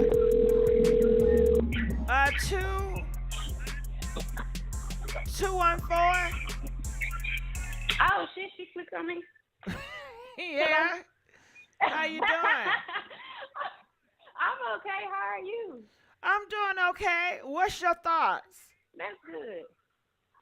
Honestly, I just discovered your channel today, and I'm so happy. I'm gonna binge watch all your videos. Hey, I know that's right. I believe everything that Miss Lisa is saying is I believe it to be true, and I'm just proud of her for being brave enough to just speak her truth and sharing it with us. I'm sorry, I was in the middle of my so I'm kind of out of breath, but what I did want to say is I don't know how many people believe in mediums and things like that, but I caught this girl live maybe like a day or two after Takeoff passed, and she tapped in with him. And when I tell you, it will blow your mind. So apparently what was said on the live was that it was supposed to be for Offset. Cardi ended up finding out about it. She paid to take the hit off of his head. That yeah, they was basically trying to set up Offset. And I've gotten a reading with her before, so I believe that she is tapped in with the other side. So I just kind of want to put that out there. I don't know how many people have heard anything like that, but I it's something that needs to be looked into a little further. Well, I thank you for dropping that, Drew. I want to know, do you guys believe what the median said? Press 4 if you believe that. Press 8 if you don't believe it, you know? All right, well, I thank you for dropping that bomb. I'm going to call Elisa back, okay? Thank you. All right, so we're going to let her go. I'm going to try to call Lisa again. See if she pick up this time. Please like this video, y'all. It helps the algorithm. Please, please, please. Please, please, please. All right.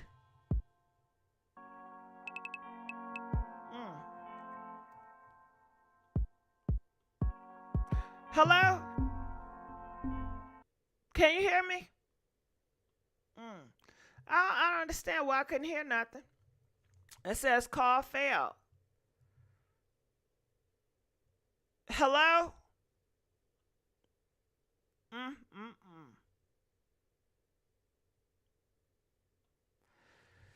It won't let me do it. It won't let me make any phone calls out. Okay, so I'm gonna have to tell her to call me. Please like this video. We are begging for likes. I'm just trying to get Miss Lisa on the line. Bear with me. She has some stuff that she just found out that she must tell you guys.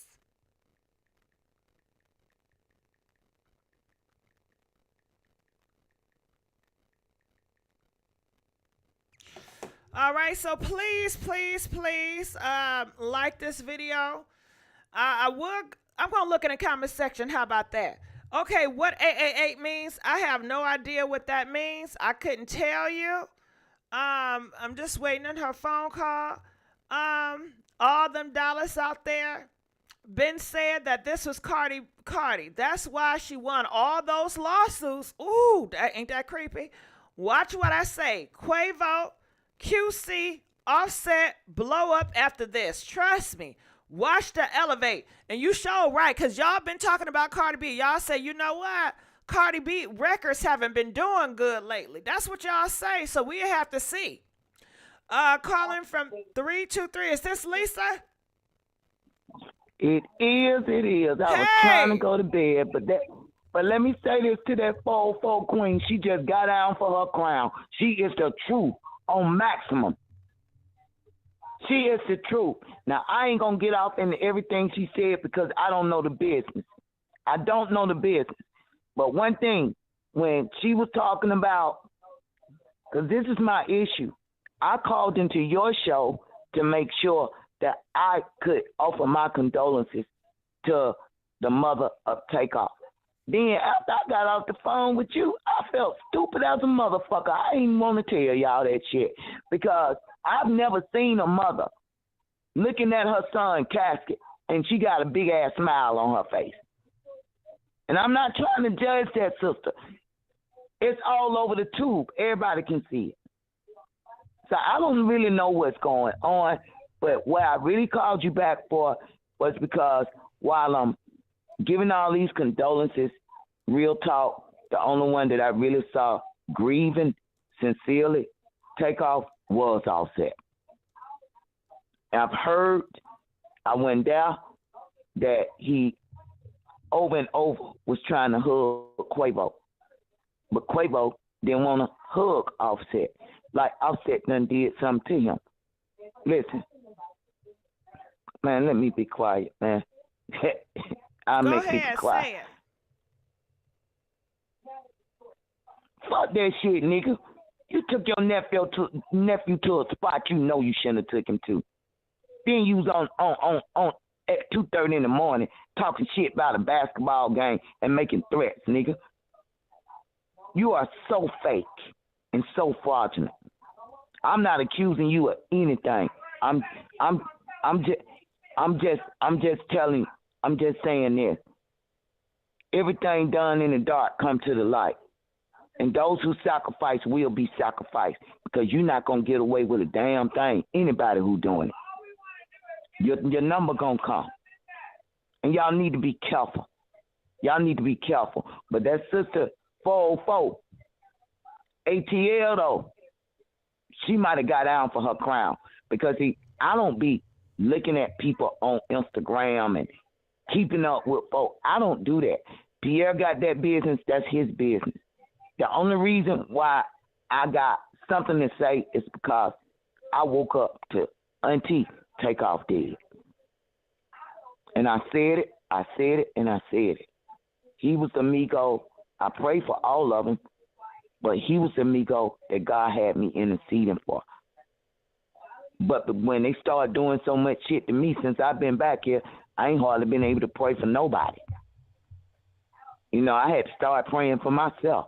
People had to pray for me because it was so many days I couldn't pray. I was like, God, you see what they doing. God, you see what they doing. But I know the story of Job, and I know the story of Joseph. And I also know the story of David. David and Goliath, David and Saul, okay? We will win, you know. But I wanted to say to Offset, I know you remember me. And I know you remember some of the things I said to you. I'm not judging nobody. God is the judge. But I want to salute you for showing sincere love to your cousin. I know that y'all weren't probably together when he passed, but you can't beat up on yourself about that. See, money and fame, it destroys families. Yeah, it destroys families. You know, so, Cardi B, I don't know you. I salute you for just holding your man down. But stop fighting everybody about that man. Stop fighting everybody, girl. If you got that man, you got that man. Men are going to be men. But I salute you for being there for Offset the way that you are. You understand? And I just want to say, Offset, I love you, man. I want to say I love you. I heard you call on the Father. Ain't nobody in there was talking about God. I didn't hear it. I mean, I went there, though, from what I saw. But you called on the Father. That took a lot. And God saw it. And I hope that y'all can just heal, man. I hope y'all can heal, man. I'm so sorry. I'm so sorry about Takeoff. I had to stop watching about Takeoff because I'll be depressed and I can't afford it. But I just wanted to call in and say that because so much focus been put on my situation that I forgot to offer my condolences to Offset. So that being said, I'm gonna let y'all go. I'm truly going to bed. Okay? Because I am exhausted. You don't want to talk to the callers? And I understand if you don't. I'm not pressuring you. Because I know you got to get up in the morning. Okay. It ain't just that. I got to take care of me. I understand that. I just got to take care. And you know, I got to take care of my respect you for that. I respect for you having boundaries. Do you understand me? I protect my peace and my mind at all costs. I had to learn that because I used to give up my peace to other people or allow people to take my peace. You have to say no. You have to say no. You have to say no. You have to tell the devil no. You have to tell everybody else no. And it's nothing wrong with saying no. It's nothing wrong with saying no. It is not. It is not, and I make no apologies for it. I just want, you know, I'm like astonished that everybody want to talk to me, that everybody sees, you know, this greatness in me because it's always been there. But I'm just not one to want to be seen. You know, everybody who know me know you'll hear me. Yeah, you will hear me. You know, So I just love her. I love all of y'all. I talk to y'all when I can. This is not something that I do. This is not my lifestyle. But we just got some situations going on. So that's what's, you know, got me in a position where I'm talking to y'all, and because y'all have reached out to me and shown me, because see, I don't got no YouTube channel. I ain't trying to be nobody. I'm just Lisa. I'm just Lisa. But I'm also daughter of Zion. I'm a warrior. And we have to fight for our peace. We have to fight. We have to protect our peace. And I know that I'm up in age and so much been done to me. I have to take care of my body. So that's why I can't talk to y'all. Because my body is saying, see about yourself, Lisa. And that's what I'm going to do. So that being said, I love y'all. I really love y'all. And y'all don't make me out of no celebrity, because that's not who I am. Don't do it with me. You know, I'm just somebody's mom, and I'm just a prayer warrior. You know, I'm just trying to live my life on purpose. And so many devils coming against me, trying to stop me, trying to stop my greatness, trying to stop my destiny. You know, I don't care what they say about me, because your IQ too short to fuck with mine, and you know it. Yeah, your IQ too short to fuck with mine. And like I said, when I fight, the first thing I do is pull out the word of God and fight with that sword, because it's too edgy. It will chop you up. You understand? And y'all, forgive me, because when I don't have enough rest, when I haven't eaten properly, I ain't took my vitamins, it makes me irritable. And I don't want to sound too harsh, but it is what it is. It is what it is. And so, you know, y'all seen the real, you know, I told y'all ain't no cut on me. I told y'all, don't nobody be looking for me to be Sister Teresa, because that's not who I am. But I am a child of God, and I love hard. And I don't want to be using so much profanity. I don't want to, you know, be hostile. But when niggas is trying to use my name the wrong damn way, nigga, you better check my damn credentials, nigga. And that's all I got to say. Don't do that shit no more. J. Prince Jr. and any damn body else. J. Prince Sr., I'm praying for you. I'm praying that you get your family straight, because it's a royal mess. It is a royal mess, just like I got a royal mess. Your children will be your downfall, J. Prince Sr. Your children, just like mine, have been my downfall.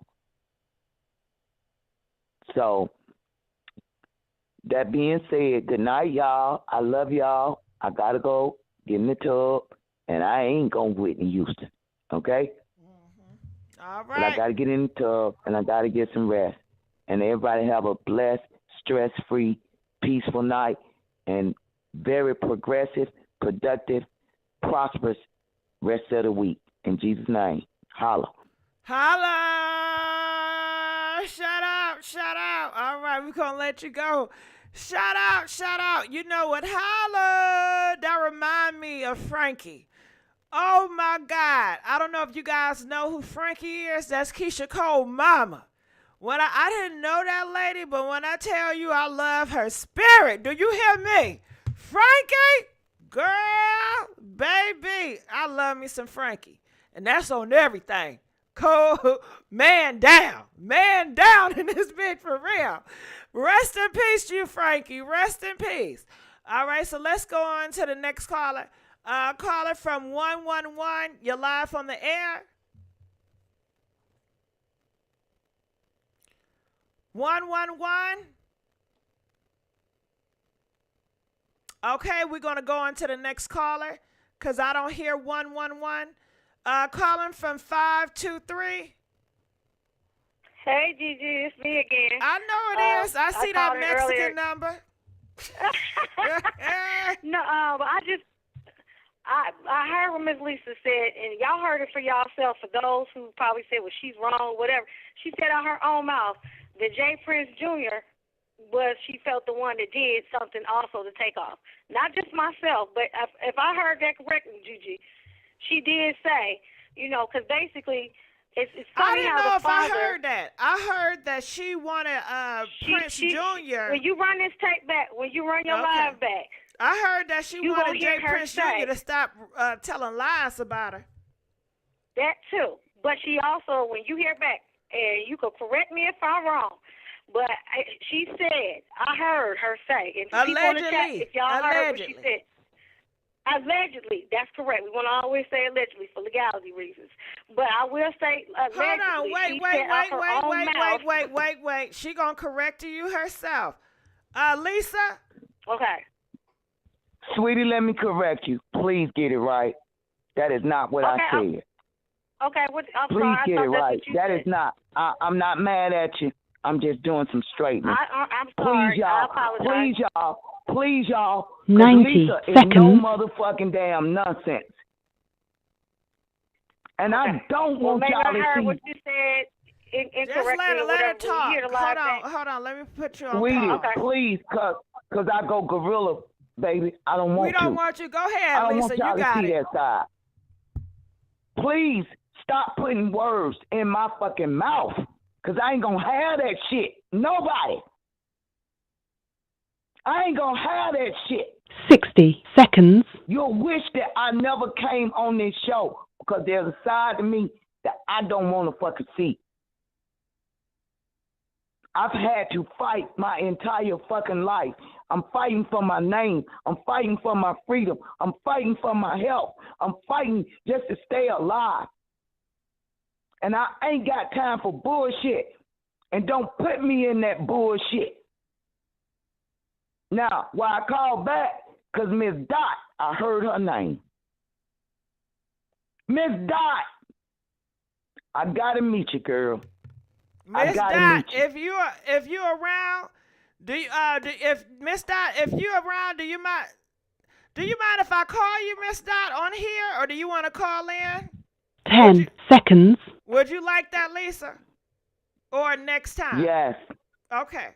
That's the real Atlanta. I want to talk to Miss Dot. Yeah, she Atlanta. Yeah.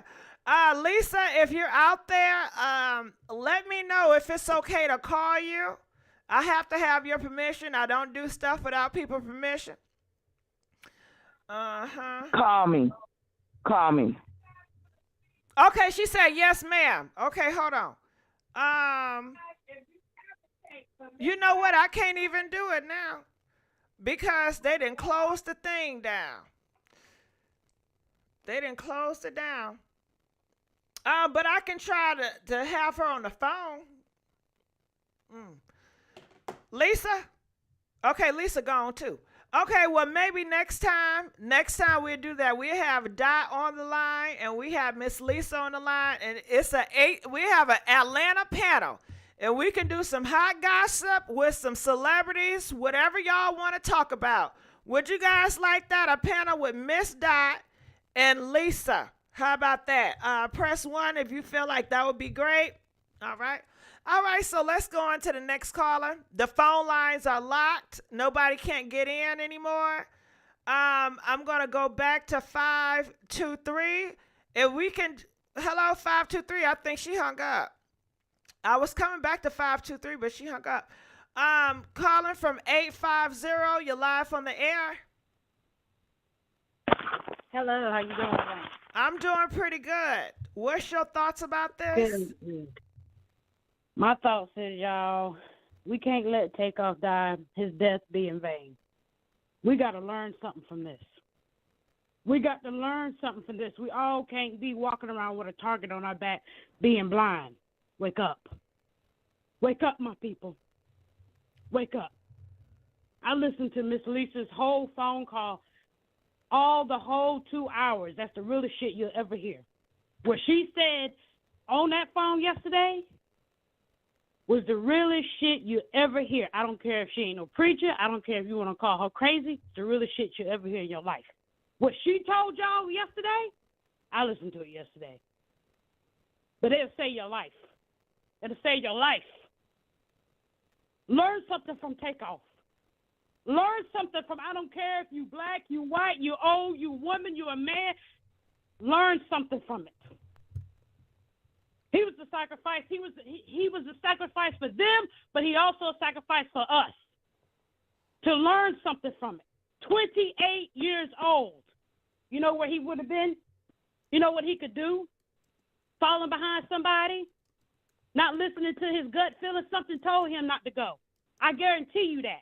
We all got that inkling. We all went somewhere that we weren't supposed to go. But see, next time, it might not be something small. Next time, you be the next Takeoff. Learn something from it. Learn something from it, my people. Wake up. Stop calling each other crazy. Stop calling each other bitches. Stop calling each other hoes. Raise each other up. And if that means you got to cut everybody off of your circle, cut them off, because you know what? They'll cut you. They'll cut you. They'll cut your throat for $2. You think these celebrities, yeah, they got chains, they got money, but it's people walking around here every day with $2 in their pocket and will snatch your fucking throat out, straight out with their bare hands over $2, just so they can get a meal. This ain't no joke out here, y'all. This is real deal. Good versus evil, point blank. Good versus evil. You don't get no simpler than that. What team you on? What team you on? You better choose, and you better choose quick. Takeoff didn't die for nothing. Learn something from it, y'all. Learn something. When I tell you to learn something, it can save your soul. It can save your life. Ain't no game out here. Your mother, your father, your son, your sister, your daughter, your best friend, anybody. The devil plays with anybody. Over nothing. People will sell you down the river for nothing. Get in your Bible. Good night, y'all. Good night. We thank you for that. All right, let's go on to the next caller. Calling from 662. You're live on the air. Hey, Gigi, this your avid reader. As soon as you get that cell phone, I'm gonna read for you. I called in the other night, and I just want to say, Gigi, and I want everybody in the chat, please, everybody, put some flowers up. Gigi, I want to give you your flowers. I just want to say something. When I first started listening to you, Gigi, and I'm just being honest, at first you popped up in my algorithm a few years ago. Okay. And I was like, nah, I can't. I was like, nah, like. Hold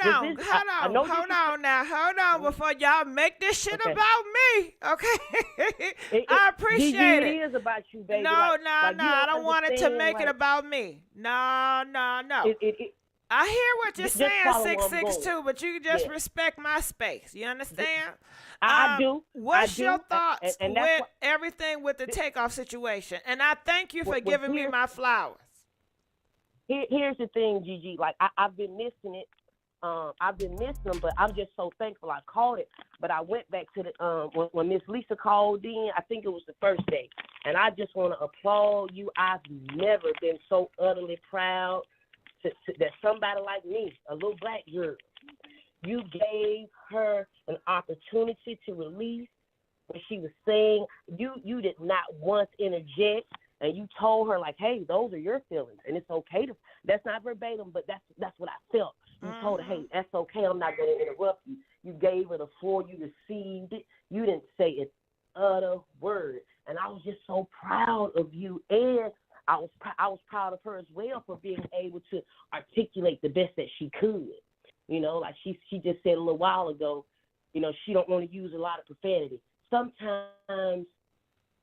Sometimes you revert back to those things, you know, and we a lot of times we can't help it. But I'm proud of her too for being able to articulate the best that she could. And even that other caller, 523, I think that was that got lost in the sauce with the call. I'm proud of her for when Miss Lisa said, "Hey, hold up now, don't put any words in my mouth." And I'm so proud of her for standing down and giving Miss Lisa that respect, you know, because a lot of times when people say something against your name, you want to defend yourself. And I'm proud of her as well, you know, because that conversation could have went another way. I hope, lady from Mexico, it's all love here. But I do have to give in a disclosure about that. I did put her on mute, so she was not able to speak back. Okay. Well. But I'm sure she is respectful and everything. I just want to. Yes. Yes. Because it's all love, no drama now. It's all love over here. Love from all of us. And I just want to say, like, for her to even say, hey, you know, I apologize. You know, that's big. That was huge. You know, because a lot of times we can overtalk each other. Right. You know, but I just wanted to touch on those subjects. And I gotta say something too. Big shout out to the moderators. The moderators have a big deal with the energies and the spirits in here, because they are the gatekeepers in this arena. You know, if the moderators were not the moderators, we have all type of evil, just chaotic people up in here. But they have been great keepers, and they have been doing an amazing job. Shout out to everybody that's on this post right here. Shout out to all the callers. Shout out. You all make this Gossip Girl XOXO. It's not about just me. We are in this thing together. It's no me without y'all. And that's just that. Right. That's right, Gigi. Yes, sir. That's right. And I'm so grateful for you. Like, I don't really know your background, like I said, but like I just love, you know, black folk, we love that loud now. And you, but you well, also the black side, my father. But didn't I say I didn't want to make this show about me 662? Come on now. Yeah, but Gigi, come on, like, you killing me we now, don't for real. For real. We don't. But get I a lot got of this stuff. the loud from the Baptist side. My father's side is Catholic, and my mom's side is more Christian Baptist. Because you're so relatable, you know. You're so relatable, and I just think, like, you asked Miss Lisa some questions the other day, and I just want to applaud you. Like, when you asked her, I don't know if it was verbatim, because I caught the show this morning when you reposted it, and you know, when you asked her what was her fondest memory, or, you know, like, I think it was something like any regret, and to just give her that floor and, you know, just talk about how, you know, she rolled through all of these neighborhoods and just, you know, taking her children to church and the park, you know, she can hold on to that forever. And I feel like a lot of these YouTubers, they don't give people that opportunity. They always want to talk over them. And it was just a breath of fresh air. It was just like to ask those questions and to be able to have an open mind and an open heart.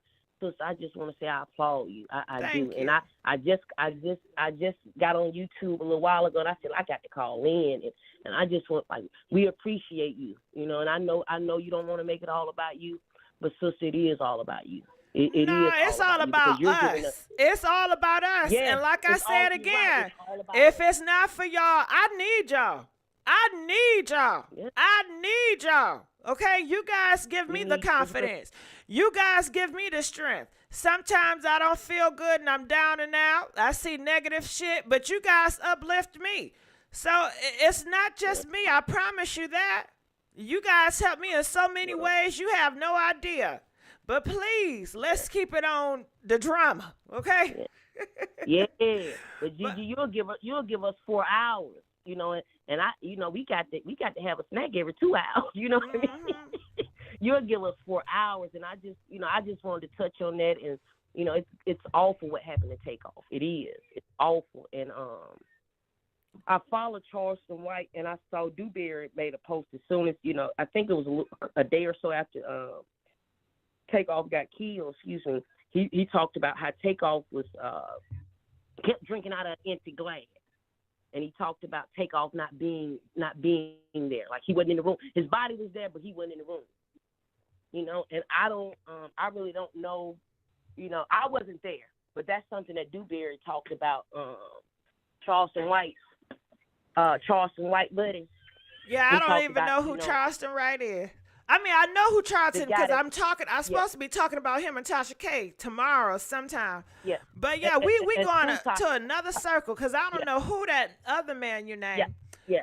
But Yeah, yeah. yeah, Yeah, I I really can't wait for tomorrow's appreciate you show. calling. 662, I Yes, ma'am. love you. And please call I me love you back, all more, right? We're baby. going to let you go. Calling from 718, you're live on the air. Hey, Gigi. Hey, what's going on? Man, I just want to thank you for putting out the truth, for real. Because not a lot of YouTubers be bold enough to put out the truth. Mm-hmm. And I think it was, it was just Miss Lisa expressing and putting a call out and, show how God works through people to send messages. And I believe she definitely is a prophetess in her own way, basically telling the community that, because of this death, this tragedy, we need to all come together. And the truth, like she said, has to come to light because we, as the children of God, carry the light and the word with us and sow the seeds and the harvest out here in the world through our hearts. So she's just another woman that's trying to sow the seeds and build the harvest and let people know, and she's using this platform. So I really thank her for that. And yeah, it's a tragedy in itself of what happened to them, and this is just a lesson to us as people to do what we can to serve and for our purpose and such, because we don't have much, time. We could say we have a lot of time for certain things, but if you're not really serving your purpose or serving the purpose that is given to you, you're really just wasting time. Mm-hmm. So, and this man, Takeoff, utilized every bit of his time to show his musical talents. And if you look back at his interviews, that's why I loved him so much, is he was one of my favorite rappers because he worked diligently to perfect his craft and be not only the best person, but to be the best artist and be the best artist for other people. Be coming up, showing up as a friend, a brother, a cousin, and just being all around best, showing up as God's best everywhere he went, and giving that to the people and giving that to whoever he came in contact with. Like, you could just tell by his light, and you could just tell by the way he spoke sometimes and how he was reserved and quiet just because he wanted to observe the room. Because you have to be soft as a dove and wise as a serpent. So, this is just a tall tale. I'm not sure why we have so much dissension in our community, or why we have this whole crabs in a barrel mentality. But I think right now, if we don't learn from this now, we just allow people to, keep putting us down or taking us out of our off kilter, or taking us away from the kingdom which we're supposed to be building, then we'll never get to the promised land that was promised or even been talked about by our forefathers and ancestors, or Martin Luther King when he was talking about us getting to the mountaintop. We got to understand that us uniting and us continuing to love in our gifts and not looking at it as money. We got to get this money. Money is worthless. It's just a tool. It's worthless because if it's used for evil, it's not going to be good in the long run, because you're just going to lose your soul, like Miss Lisa said when she stated that, what's a man to gain the world and lose his soul? And that was the realest thing she ever said, because she's speaking, God speaking through her to get out the message, and that's his word. So if we continue to just go by the money and the dollar, we will become worthless, because we're not going by what we're meant to do, which was use the keys and the knowledge and wisdom that comes from within ourselves in order for us to build the proper life and that we're supposed to have, so we can lessen these things for our tragedies, especially these mothers out here that are losing their sons by every single moment and second. We're losing our daughters to the streets. We're losing our time. We're losing our currency. We're losing our knowledge. We don't know who we are. So because we don't know who we are, we're looking at our brothers and sisters as a place of hurt and a piece of hurt that we can continue to hurt people, and we continue this vicious cycle into the graveyard. And as I drive by, that's all I see is graves. And why is it that we will celebrate people when they hit the grave, but won't celebrate them when they're alive? And we'll say, oh, this person was so young when they passed, but when they're alive, we'll be like, oh, they're getting older. So it's like, which is it? It's a whole contradiction within itself. So we need to celebrate one another. We need to stop hating on one another, hating and confusion that comes from the devil, and the knowledge and the truth comes from God. So as we need to really self-assess ourselves, get to know ourselves, and walk in the world like we are not of it, but we are a part, and we're actually making waves within the gifts that we've been given and the message that God's trying to get out and the harvest that we need to build. And that's all I want to say is, and thank you, Gigi, and thank you, Miss Lisa. And I'm sorry that you don't have that relationship with your son and the evils that go on in Hollywood. But I pray that you are safe, protected, shielded, and just given the proper tools to just be protected in the word, and love just continues to surround you, and you're going to be continue to guide it, because he has a special mission for you, and that he will guide you through it. I know everything that you're going through right now is hurtful, and people are saying this, not, but they threw rocks and different things at Jesus, and he still had to bring people the message. So regardless of what it is, you are covered, like you said, and you still going to bring the message, and you brought it. So, and I just want to let you know you've been heard loud and clear. All right. Thank you so much. We're going to let you go. Calling from 815, you're live on the air. Hello. Hello. Hi. Hey. How are you? I'm okay. This is somebody from Chicago area. I was waiting and being patient. The ladies were saying some good things and everything. And I ain't going to be on here long because I really don't even do this, really. But I just want to say that I've been following this, and I've been trying so hard not to keep looking at it. And it seems like as soon as I go on YouTube and I want to do something else, I look at something about health and how to keep yourself alive, and then it just pop up. And so I got to go into it, especially with the headlines they have. Only thing that I want to say is I hope that man, that wonderful, beautiful soul, when he get in front of God, I hope he let him in.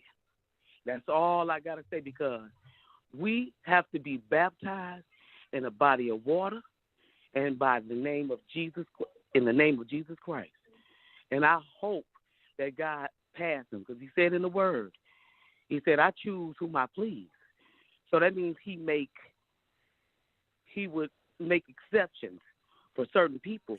But you got to look at the sin. It all came from Cain. And he was a betrayal. He betrayed his brother. He killed his brother. And that line has just been going and passing and generations to generations, and it's just been going on for such a long time. And I really feel for that man, because he got those eyes that was like up for a beautiful soul. And I just can't get past how this happened to him. I've seen it all, and if they did allegedly sacrifice this boy, because they say they doing this in the industry, if they sacrifice this man, woe on their souls come Judgment Day, because we all got a Judgment Day. We all got a Judgment Day. Are you still there? Oh, yes, I'm here. I'm here. I'm just sorry, listening. my mother's trying to call me. The door is open, Mom. Come in, Mom. And I just feel like I was hurt by it, even though I didn't really listen to the music. I didn't really listen to it, but I knew who they were. And I watched that video, messy, and then I looked at the situation with the bullets flying everywhere and all of that. And I'm trying to make it out just like academics, just like kinfolk. I'm trying to analyze to get a good understanding instead of all this gossip and feedback, because we don't really know what happened. They talking about Jay Prince. The door open. All right. They talking about Jay Prince and everybody else. You must know my phone call. Hold on, I gotta let people know the phone lines is they closed the phone lines, so I cannot allow people back in. You know, but 815, I thank you so much We're down at the water. I appreciate you, so I'm going to let you go. If Miss Dot is in here, Miss Dot, I just got a message from Lisa. She said that she loved you. She loved your message. She was just listening to the show that you were on, and she was really touched by your words, okay? So when I tell you, Miss Dot, you it, girl. All right, now I look forward to working with you if you allow it. All right, calling from 508. You're live on the air. 508. Okay, I'm going to let you go, 508, okay? All right, 803, you're live on the air. 803. Okay, I'm going to let them go. Calling from 111, you're live on the air.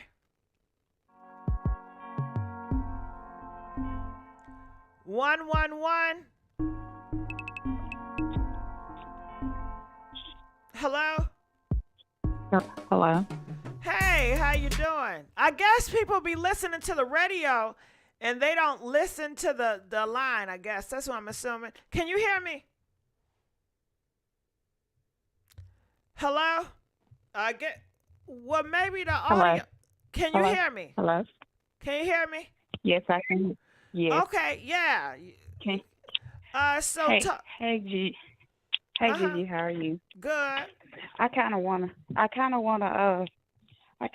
have a personal conversation with you because I'm actually best friends with the dad that you talked about earlier, Kenneth Ball. Okay, you're Kenneth Ball and your best friends with Takeoff Father. Yes, we're all from Athens, Georgia.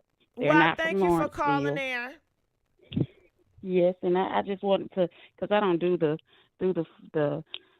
thing in public, but they touched on some stuff, but a lot of people have a lot of different information, so I just wanted to see, because me and you talk personally, and so I can give you some insight. Yeah, you Okay. can. I don't sent have you your an email number. also. Huh? I sent you an email also. Is it Yummy Girl? Yeah. Yummy Let me go to Girl my at, YouTube now. I'm gonna go to my email. To see. Because I emailed you and I asked you, is it possible that me and you could talk in private? But I do want to say this. It's all the pictures that they have as him being a younger boy.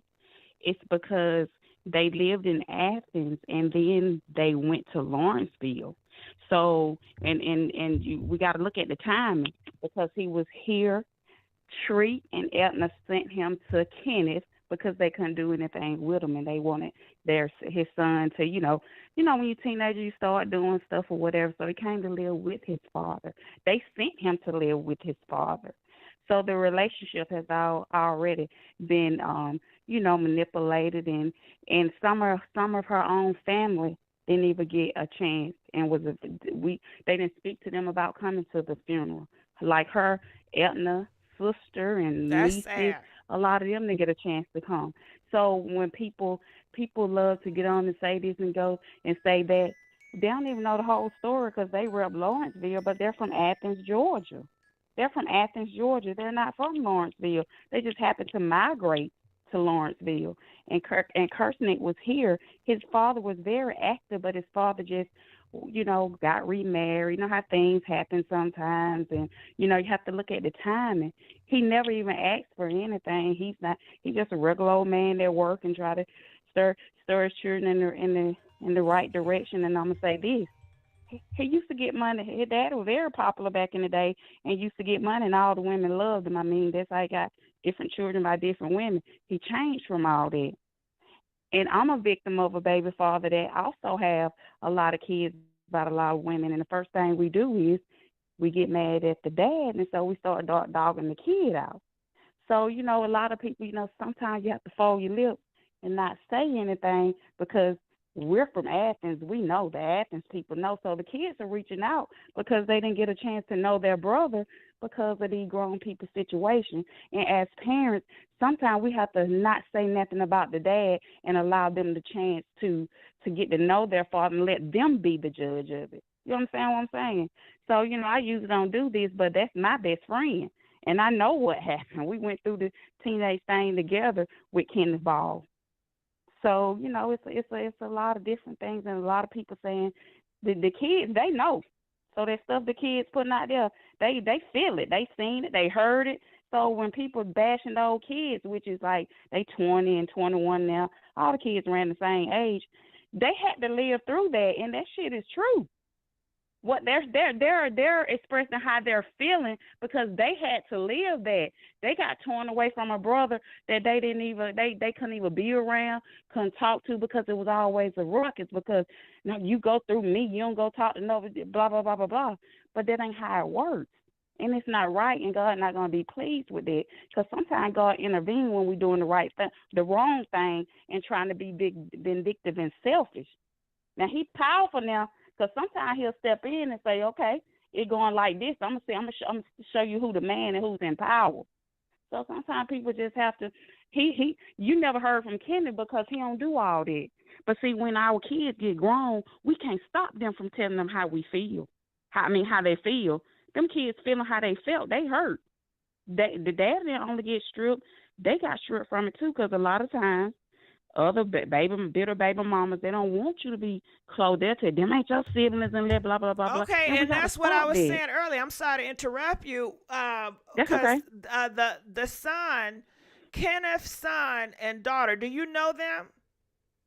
Yeah, Tavion and Kendra, Michael. Yes, I do. I know all of them. See, the ones that you showed on the picture when you say you don't know them, Kirshnick went and stayed with them. So when you hear something from Kendra and Michael, I don't think.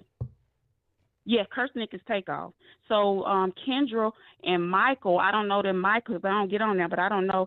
I was just cleaning up and it popped up on YouTube, and I happened to hear you. And it's the when he's standing up, that's his sister Kendra, then that's Michael, and then the brother Tavion that's speaking. The brother Tavion is by one of his other baby mamas, but he has two kids by his wife. Do y'all think you want to talk about this tonight? Do you think you'll be able to call him tonight and talk about this, or would you want to talk about it tomorrow?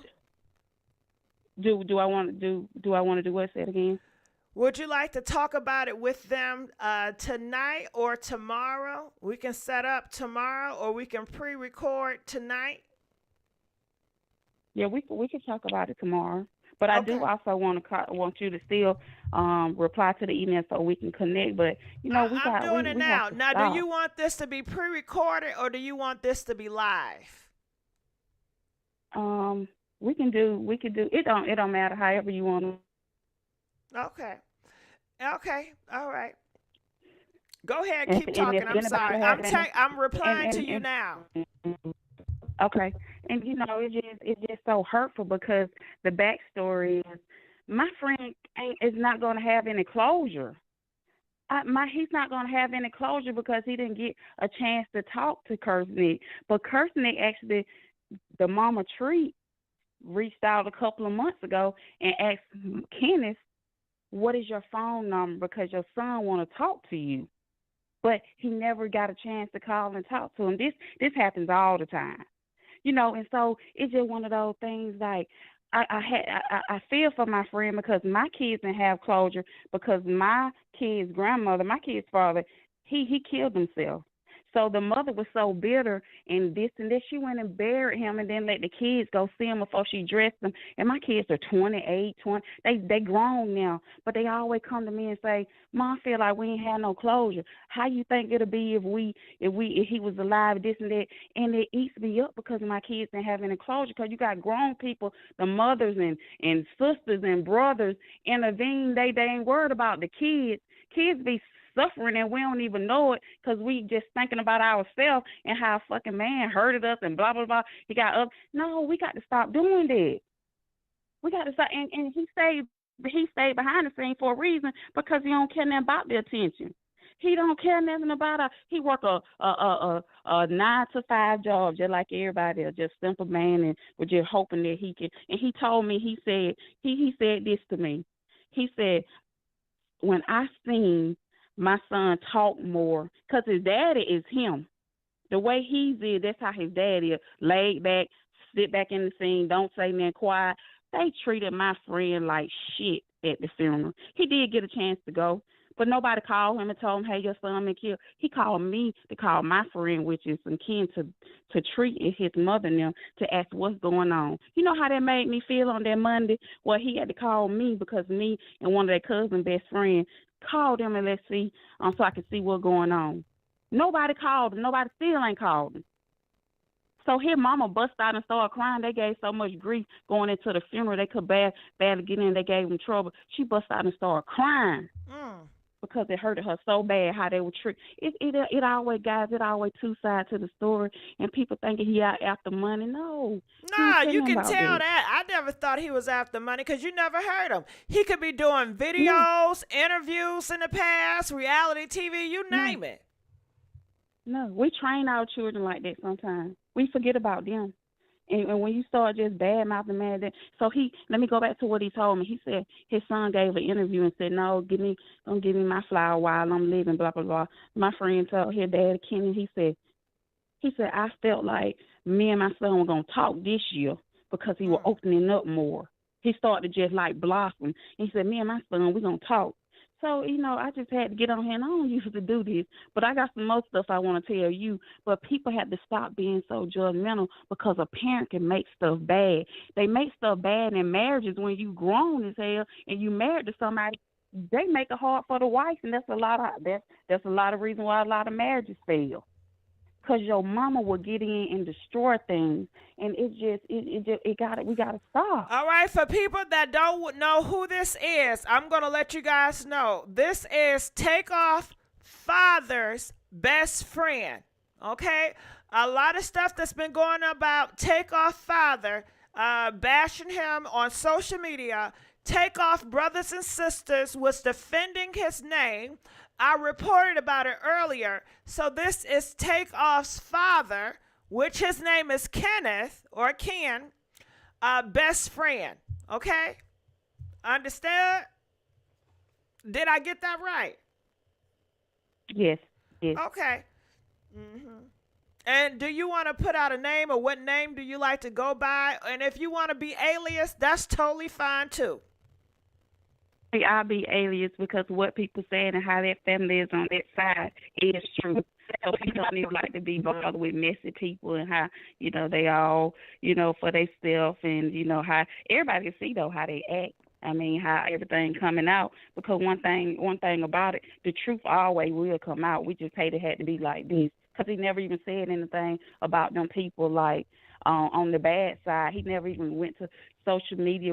Even if y'all go on his social media, there's no, he just got an Instagram page. It always positive stuff about God and just a couple pictures of his kids and his wife, and they just take off dad, just plain and simple.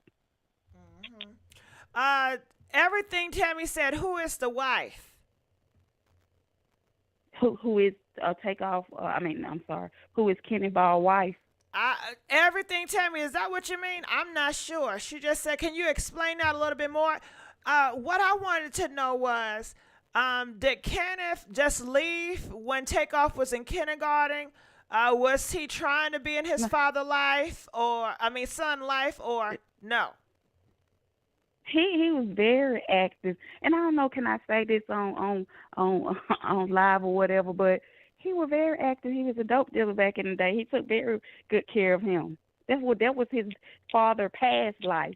He was the man. Do you understand me? So everybody can get a visual. He was the man, and he had several women. That's why I got several kids by different women.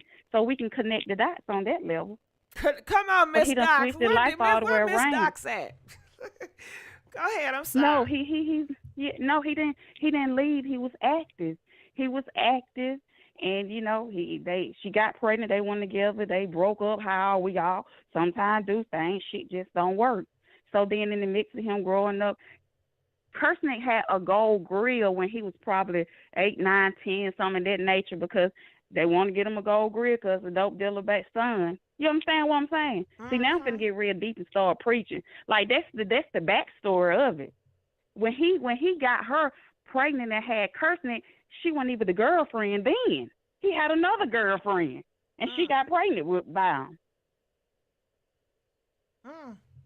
So it's just one of those. We just gotta stop. I mean, if they got any more questions before I get off, but well, I do. And comment if you guys have any questions. I hate the phone line went off. The sister and the brother said they've been away from the family for 10 years, away from Takeoff for 10 years. Why is that? Because she moved to Lawrenceville. So, therefore, she wasn't in Athens, Georgia anymore. They moved to Lawrenceville. And so when they moved to Lawrenceville, then Kirsten got sent to live with Kenneth. He was going to school in Athens, Georgia. So he was living with his father and his father's wife. Hold on, he was living with his father? Takeoff was living with his father. When? Yes. When was this? Because they put it out there like Takeoff daddy just left when he was in kindergarten and just put up the new sign. I know, and then they put up a lot of he was dead, but he was very well alive. No, he was old enough. I think it was probably middle school or such. He was like an early teen because he was here and he lived with him. Epna, which is Treat Mama, his grandmama, that he got tattooed, and Treat sent him to live with his father. So then that didn't work out. So then they sent him back to Lawrence. He didn't like the rules and regulations, whatever. Then he ended up going back to stay with his mom. And when he stayed with his mom, then because he always loved music, and he told the daddy, I'm going to do music. And so a regular father, well, son, what you going to do if the music don't work? And he told him, I'm gonna do music. I'm gonna be a rapper. I'm a rap, and that's what he did. So then, in the mix of that, that's when he came back to Lawrenceville. He started working on his craft, and then he blew up. So in the mix of this time, that's how all the space came in between. And when he blew up, it was history. No more nothing. So everything just changed. He paid child support until he was 18 years old. No way, because they out here saying it like his father was just a deadbeat and was not there. No, he paid child support the whole time. I'm pretty sure he got the records. He paid child support the whole time for Kirsten.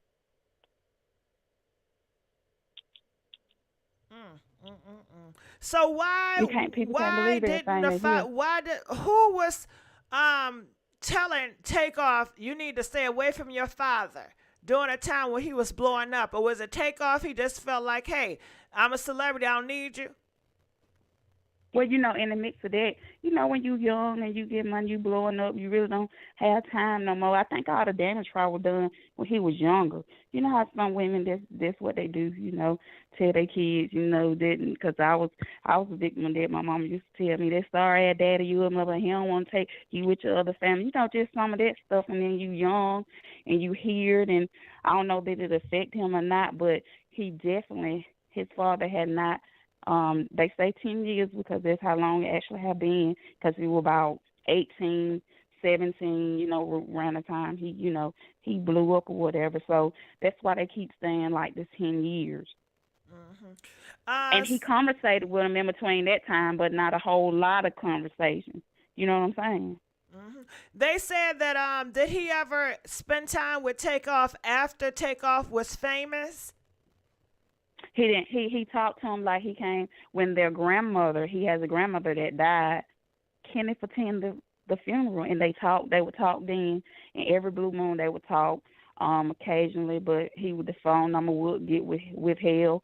The mama and them and the grandmama wanted people to go through them to speak to him or whatever. So it was always something in between them where it was that void that kind of kept them separated.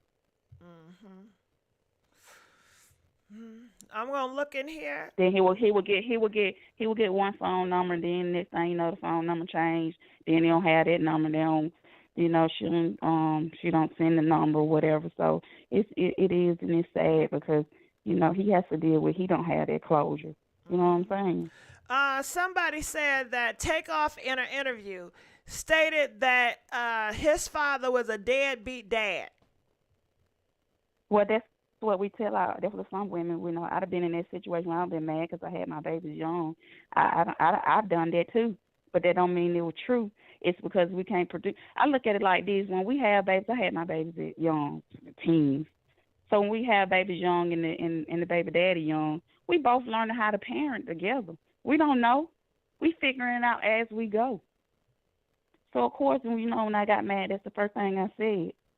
Because it's just one of those. It can't believe everything you hear. It just people do. Like I said, he was doing a pretty good job. He was doing what most do.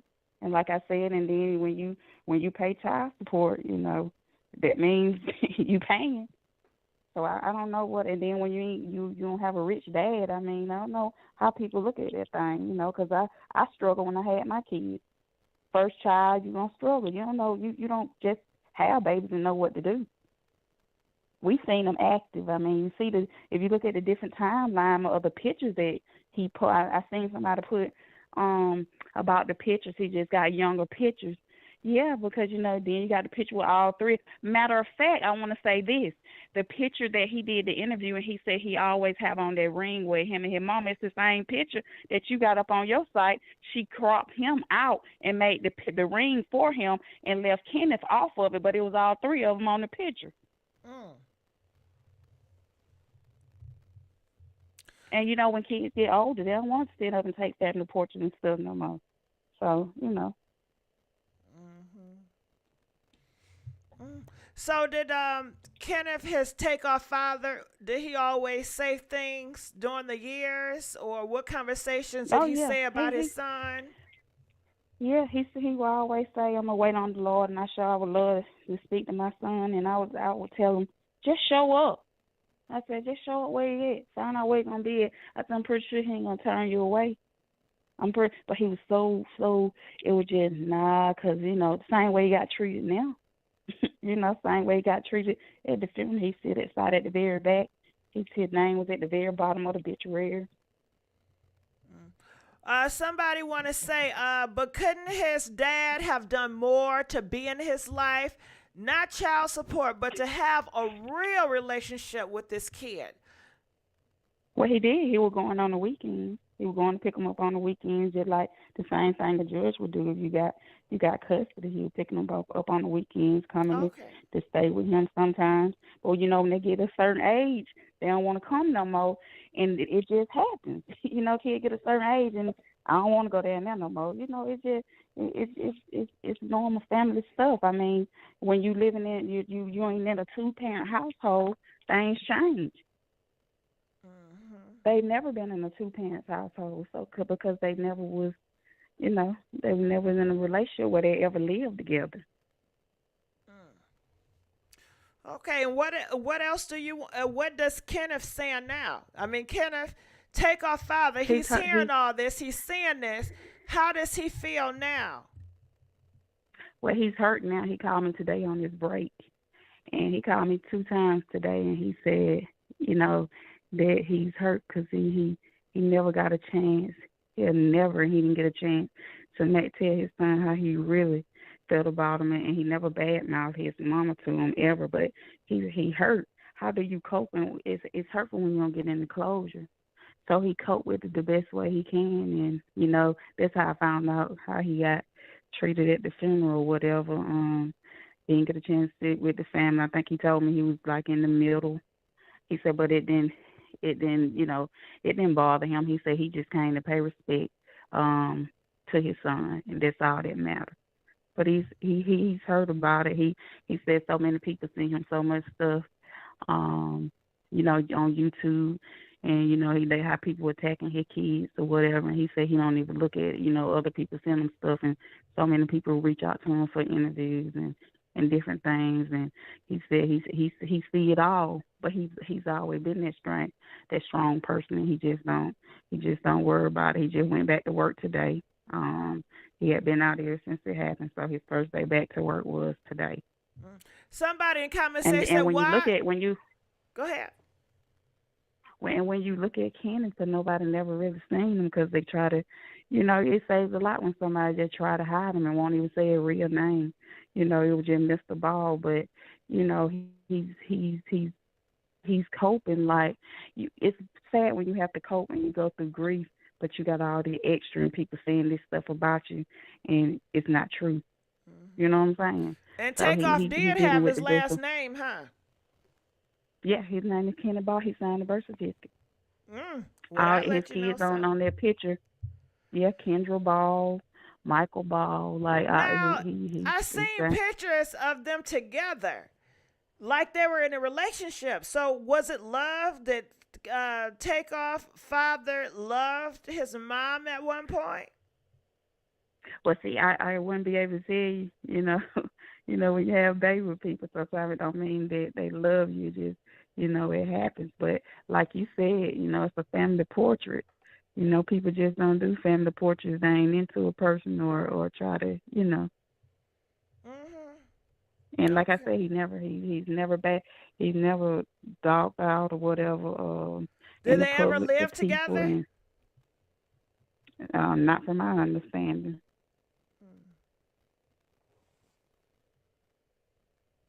Mm.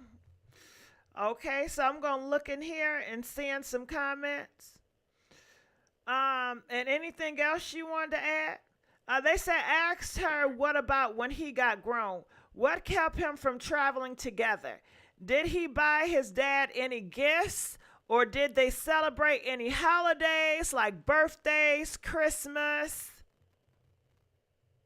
No, when he would his birthday and stuff, he would try to send him text messages, but like his phone number changed, and you know the mom, she wouldn't give him the new number or whatever, or say he would try to send messages, and this was through Facebook. It wasn't through phone calls. They were, him and her would come, you know, when every blue moon they would communicate through Facebook. And no, it wasn't in the gifts. He wasn't seeking that. You know, his father didn't want anything from him. He was always happy for him, for his success, and he always wanted to tell him, you know, he proud of him, whatever. But like I said, he always just stood back. He didn't never want that. He never asked for anything. He never, he never, you know. Yep. Life insurance. Okay, so it's an article that came out that said Takeoff did not have a will. So the closest is going to be, I guess, Takeoff father and mom. And people was wondering, is a possibility that Takeoff father would fight for Takeoff will, or he's definitely Oh no, not interested in fighting for Takeoff's will. no, he's not interested. It don't move him. I mean, he never even he never even tried to reach out and find him and ask him for anything. He's not that type of person. Like money doesn't move him. He's not like vindictive like that. He's not that person. And does Takeoff Quavo family, do they dislike Takeoff father, Quavo family side? Do they have some animosity towards Takeoff father? I won't be able to. I would assume, because like usually the grandmother is the head. So if you doing wrong, is and like in my family, you expect the elder to check it and be like, no, that's their boy daddy, blah blah blah. You doing that's wrong, blah blah blah. Because that's how it is over here on this end. So if nobody's not reaching out and somebody got a level head, then I guess it kind of speaks for itself. So that's a yeah or no? I don't. He never addressed it. He just never communicate with any of them. And the reason why Like, I so asked Kenneth would that be like is Kenneth would be like when the grandmother died and he went to the funeral. He speaks to everybody. He'll walk up to you. He speaks to you. He like to give hugs and hey, how you doing? Like, he's always formal and polite to people. Somebody made a comment. They said, where's that comment? Takeoff really didn't talk too much about his real mom. He was talking about Quavo's mom. Her name is Edna. Etna. Is Etna is tattooed above his eyebrow. Why do you think that? Why do you think that Takeoff had a better, I guess, loving mother relationship with Quavo mom versus his own. Well, it's his grandmother, and they so close in age because his grandmother, his mom, if you look at their age, they had them kids so close together. So even my first child, the first child is always grandma baby. So your mom always kind of take over. So he was all mostly, over his grandma's house with his uncle because they were so close into age. So that's how he ended up being so, close with his uncle, and then you have your grandmother and you over her house all the time. So that's why, because I had started seeing it, they were saying that Edna was his mama, but we all know or in Athens that that's his grandmother, whatever, and his mom and his grandmother they very close. Like they kind of like when you see one, you're gonna see the other. Okay. Quavo only 3 years older than Takeoff, and I think his mom was real young. How old was Takeoff mom when she had him? Well, Kenneth is like 40. He's in his late 40s, so they around, same age. She wasn't that young, but she was, would be considered a teenage mom. Early, had very young. Like 13, 14, 16? She's way old. She's around, I think she's about 48, 47, 48. So she wasn't that young. Okay. And the reason why I asked, because Takeoff brother, he have mentioned a lot of things about Quavo's side. He said they are wicked. He was pretty much saying that I guess he felt like they were blocked, like he was blocked from seeing having a relationship with his brother. It's because he didn't come around, and he couldn't, just the same way his father felt. They didn't see him. When they said for 10 years, they literally hadn't seen him for 10 years because he didn't come around. I mean, his father didn't see him. We call his father Mike. We don't call him Kenneth. So we call him Mike. So it's Kenneth Michael Ball. So they did. They didn't get a chance to see him. Like he didn't come around. I mean, so they actually they don't really know him because they didn't get a chance to spend a lot of time with him, and he was way younger when he was here and he was around. So they never got a chance to get the brother and sister relationship. But Kendra, the daughter, they did because he lived with. He moved in with Mike, the Kenneth, the father, the husband. I mean the wife, and it was two siblings. It was Kendra, and then her brother lived in the same household where Kirsten actually lived there. See, I know him by Kirsten, not Takeoff. So they actually lived in the house with him. So they actually had more interaction with him than the brothers that's just kind of spazzing out. Because the brother that's spazzing out didn't live in their household with them. He has a whole other mother. So he's hurt and he's feeling some type of way. Why is he spazzing out so much if he didn't have a close relationship with Takeoff? And why is he saying so many horrible things about Quavo's side being wicked?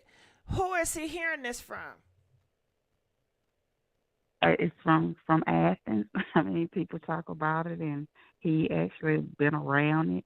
They was kind of small. He was younger because he a younger brother. He was younger when it was going on, trying to, when he was coming around when Kirsten were younger.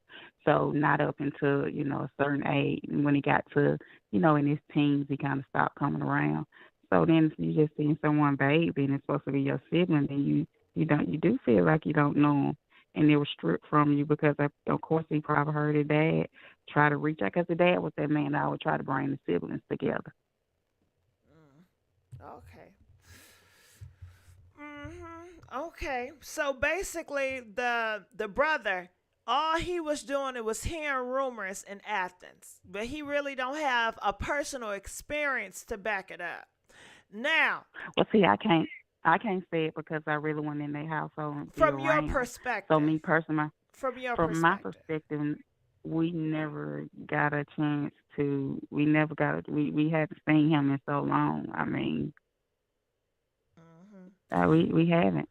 So the You know, he would slide through. You know, he would come to town if they had a funeral, and then he'll leave out. And he was very friendly though. You know, he gave the best hug.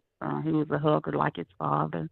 Um, like I said, some of the family they ain't even get a chance to. You know, they didn't even come. They didn't. They were just like Mike.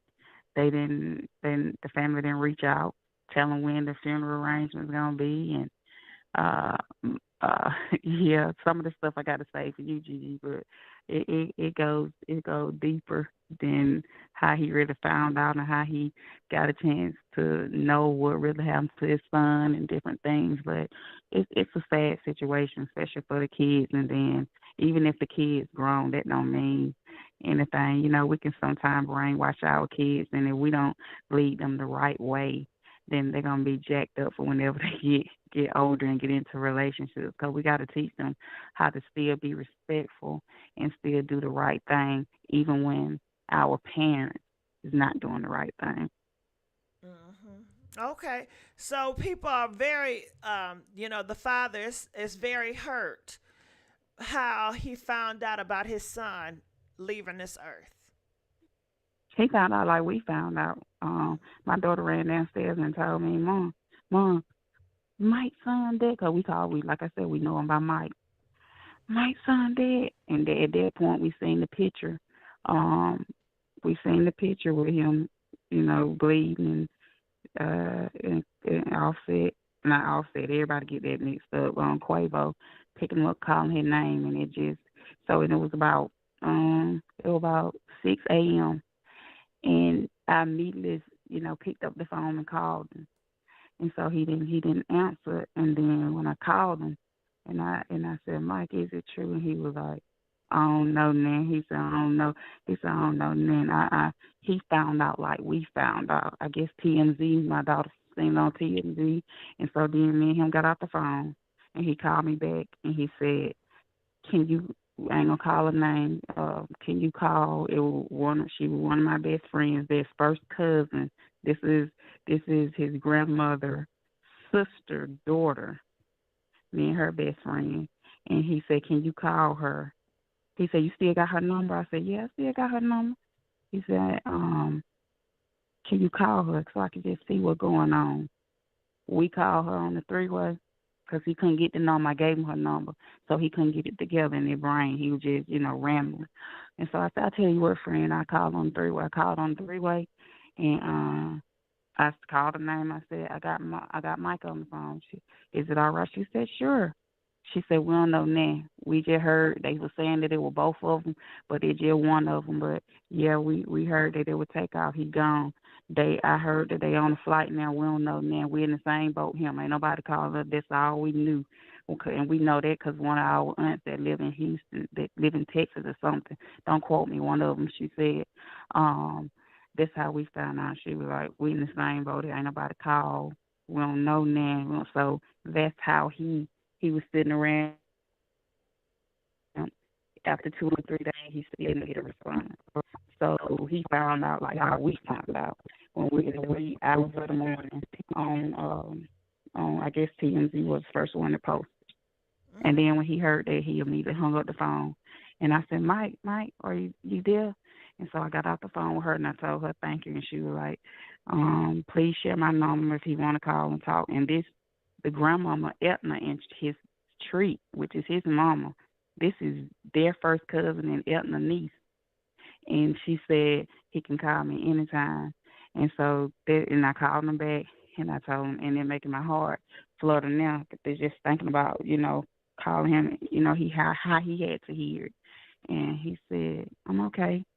I'm okay. And then he ended up getting off the phone with me, and I would just call and check on him every day. He'd call me back, and some days he couldn't talk. And it just, it's a messed up feeling. I never lost a child. I never had to bear a child, so I couldn't even tell him I can imagine how he feels because I couldn't. I just told him, friend, if you need me, call me. If you just got to call me, and we just hold the phone together. So I think it was messed up how he found out like we found out. And then he kept trying to put calls through.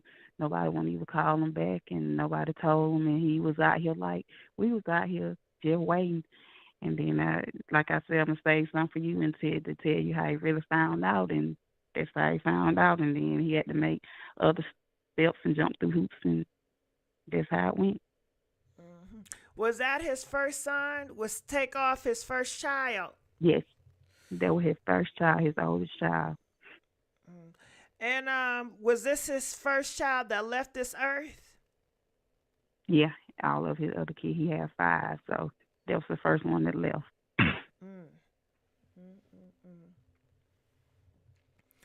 So sorry to hear that. One more thing. Back to Takeoff brother. You know, the one that's always in the comments. He kind of went to say when he was at the funeral, what if something terrible happened at the funeral, behind the scenes, or after the funeral? And he said that he is going to tell some truth. The truth will be exposed. And say he might know more of that than I know for what kind of, I guess the truth he's saying, how they really, and it's more stuff, like I told you, it's more stuff. He trusts me, he'll tell it if it's, you know, but, you know, like I said, I can actually get, when me and you talk, I can get you to be able to speak with him and for the people, and they can ask him all kind of questions they want to ask him, because he's very humble.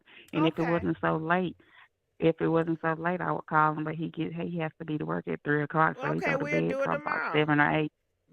Okay. Subscribers, Party Crashers, would you guys like that for me to bring up Takeoff father and Takeoff brothers and sisters on his daddy side? Press 1 if you think that'd be great, you know. Okay, anything else you would like to add?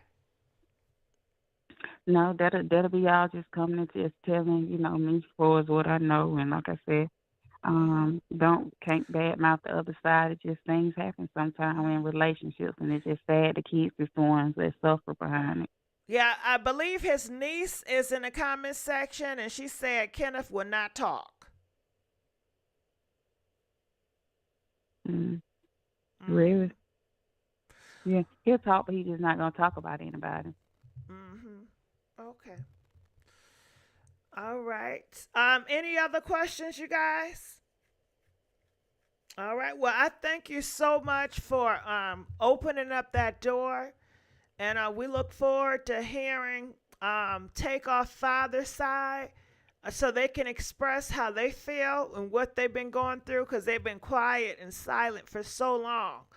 A lot of people didn't even realize that you guys existed, you know? Oh yeah, he breathing and well. He is. Yep. All right. Well, I emailed you, so I will be in contact. Okay. Let me know if you got that reply, that email. Okay. Okay, I'm emailing you back now. Okay, so you got it. Okay, good. All right, well, thank you so much. Thank you for calling in. We're going to let you go. All right. All righty, y'all have a great night. You too. Okay, how you guys doing up in here? How y'all feeling? You know, what a night, what a night, what a night. Okay. You guys made it happen. You definitely did. You know, the atmosphere that you guys bring in this space is amazing. Please keep it up.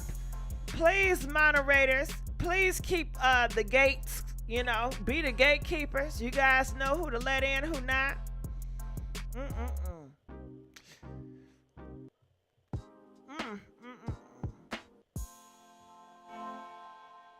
Okay. I'm looking in the comment section. All right, well, we're gonna let you guys go, and I will see you guys on another video. Good night, y'all. Good night.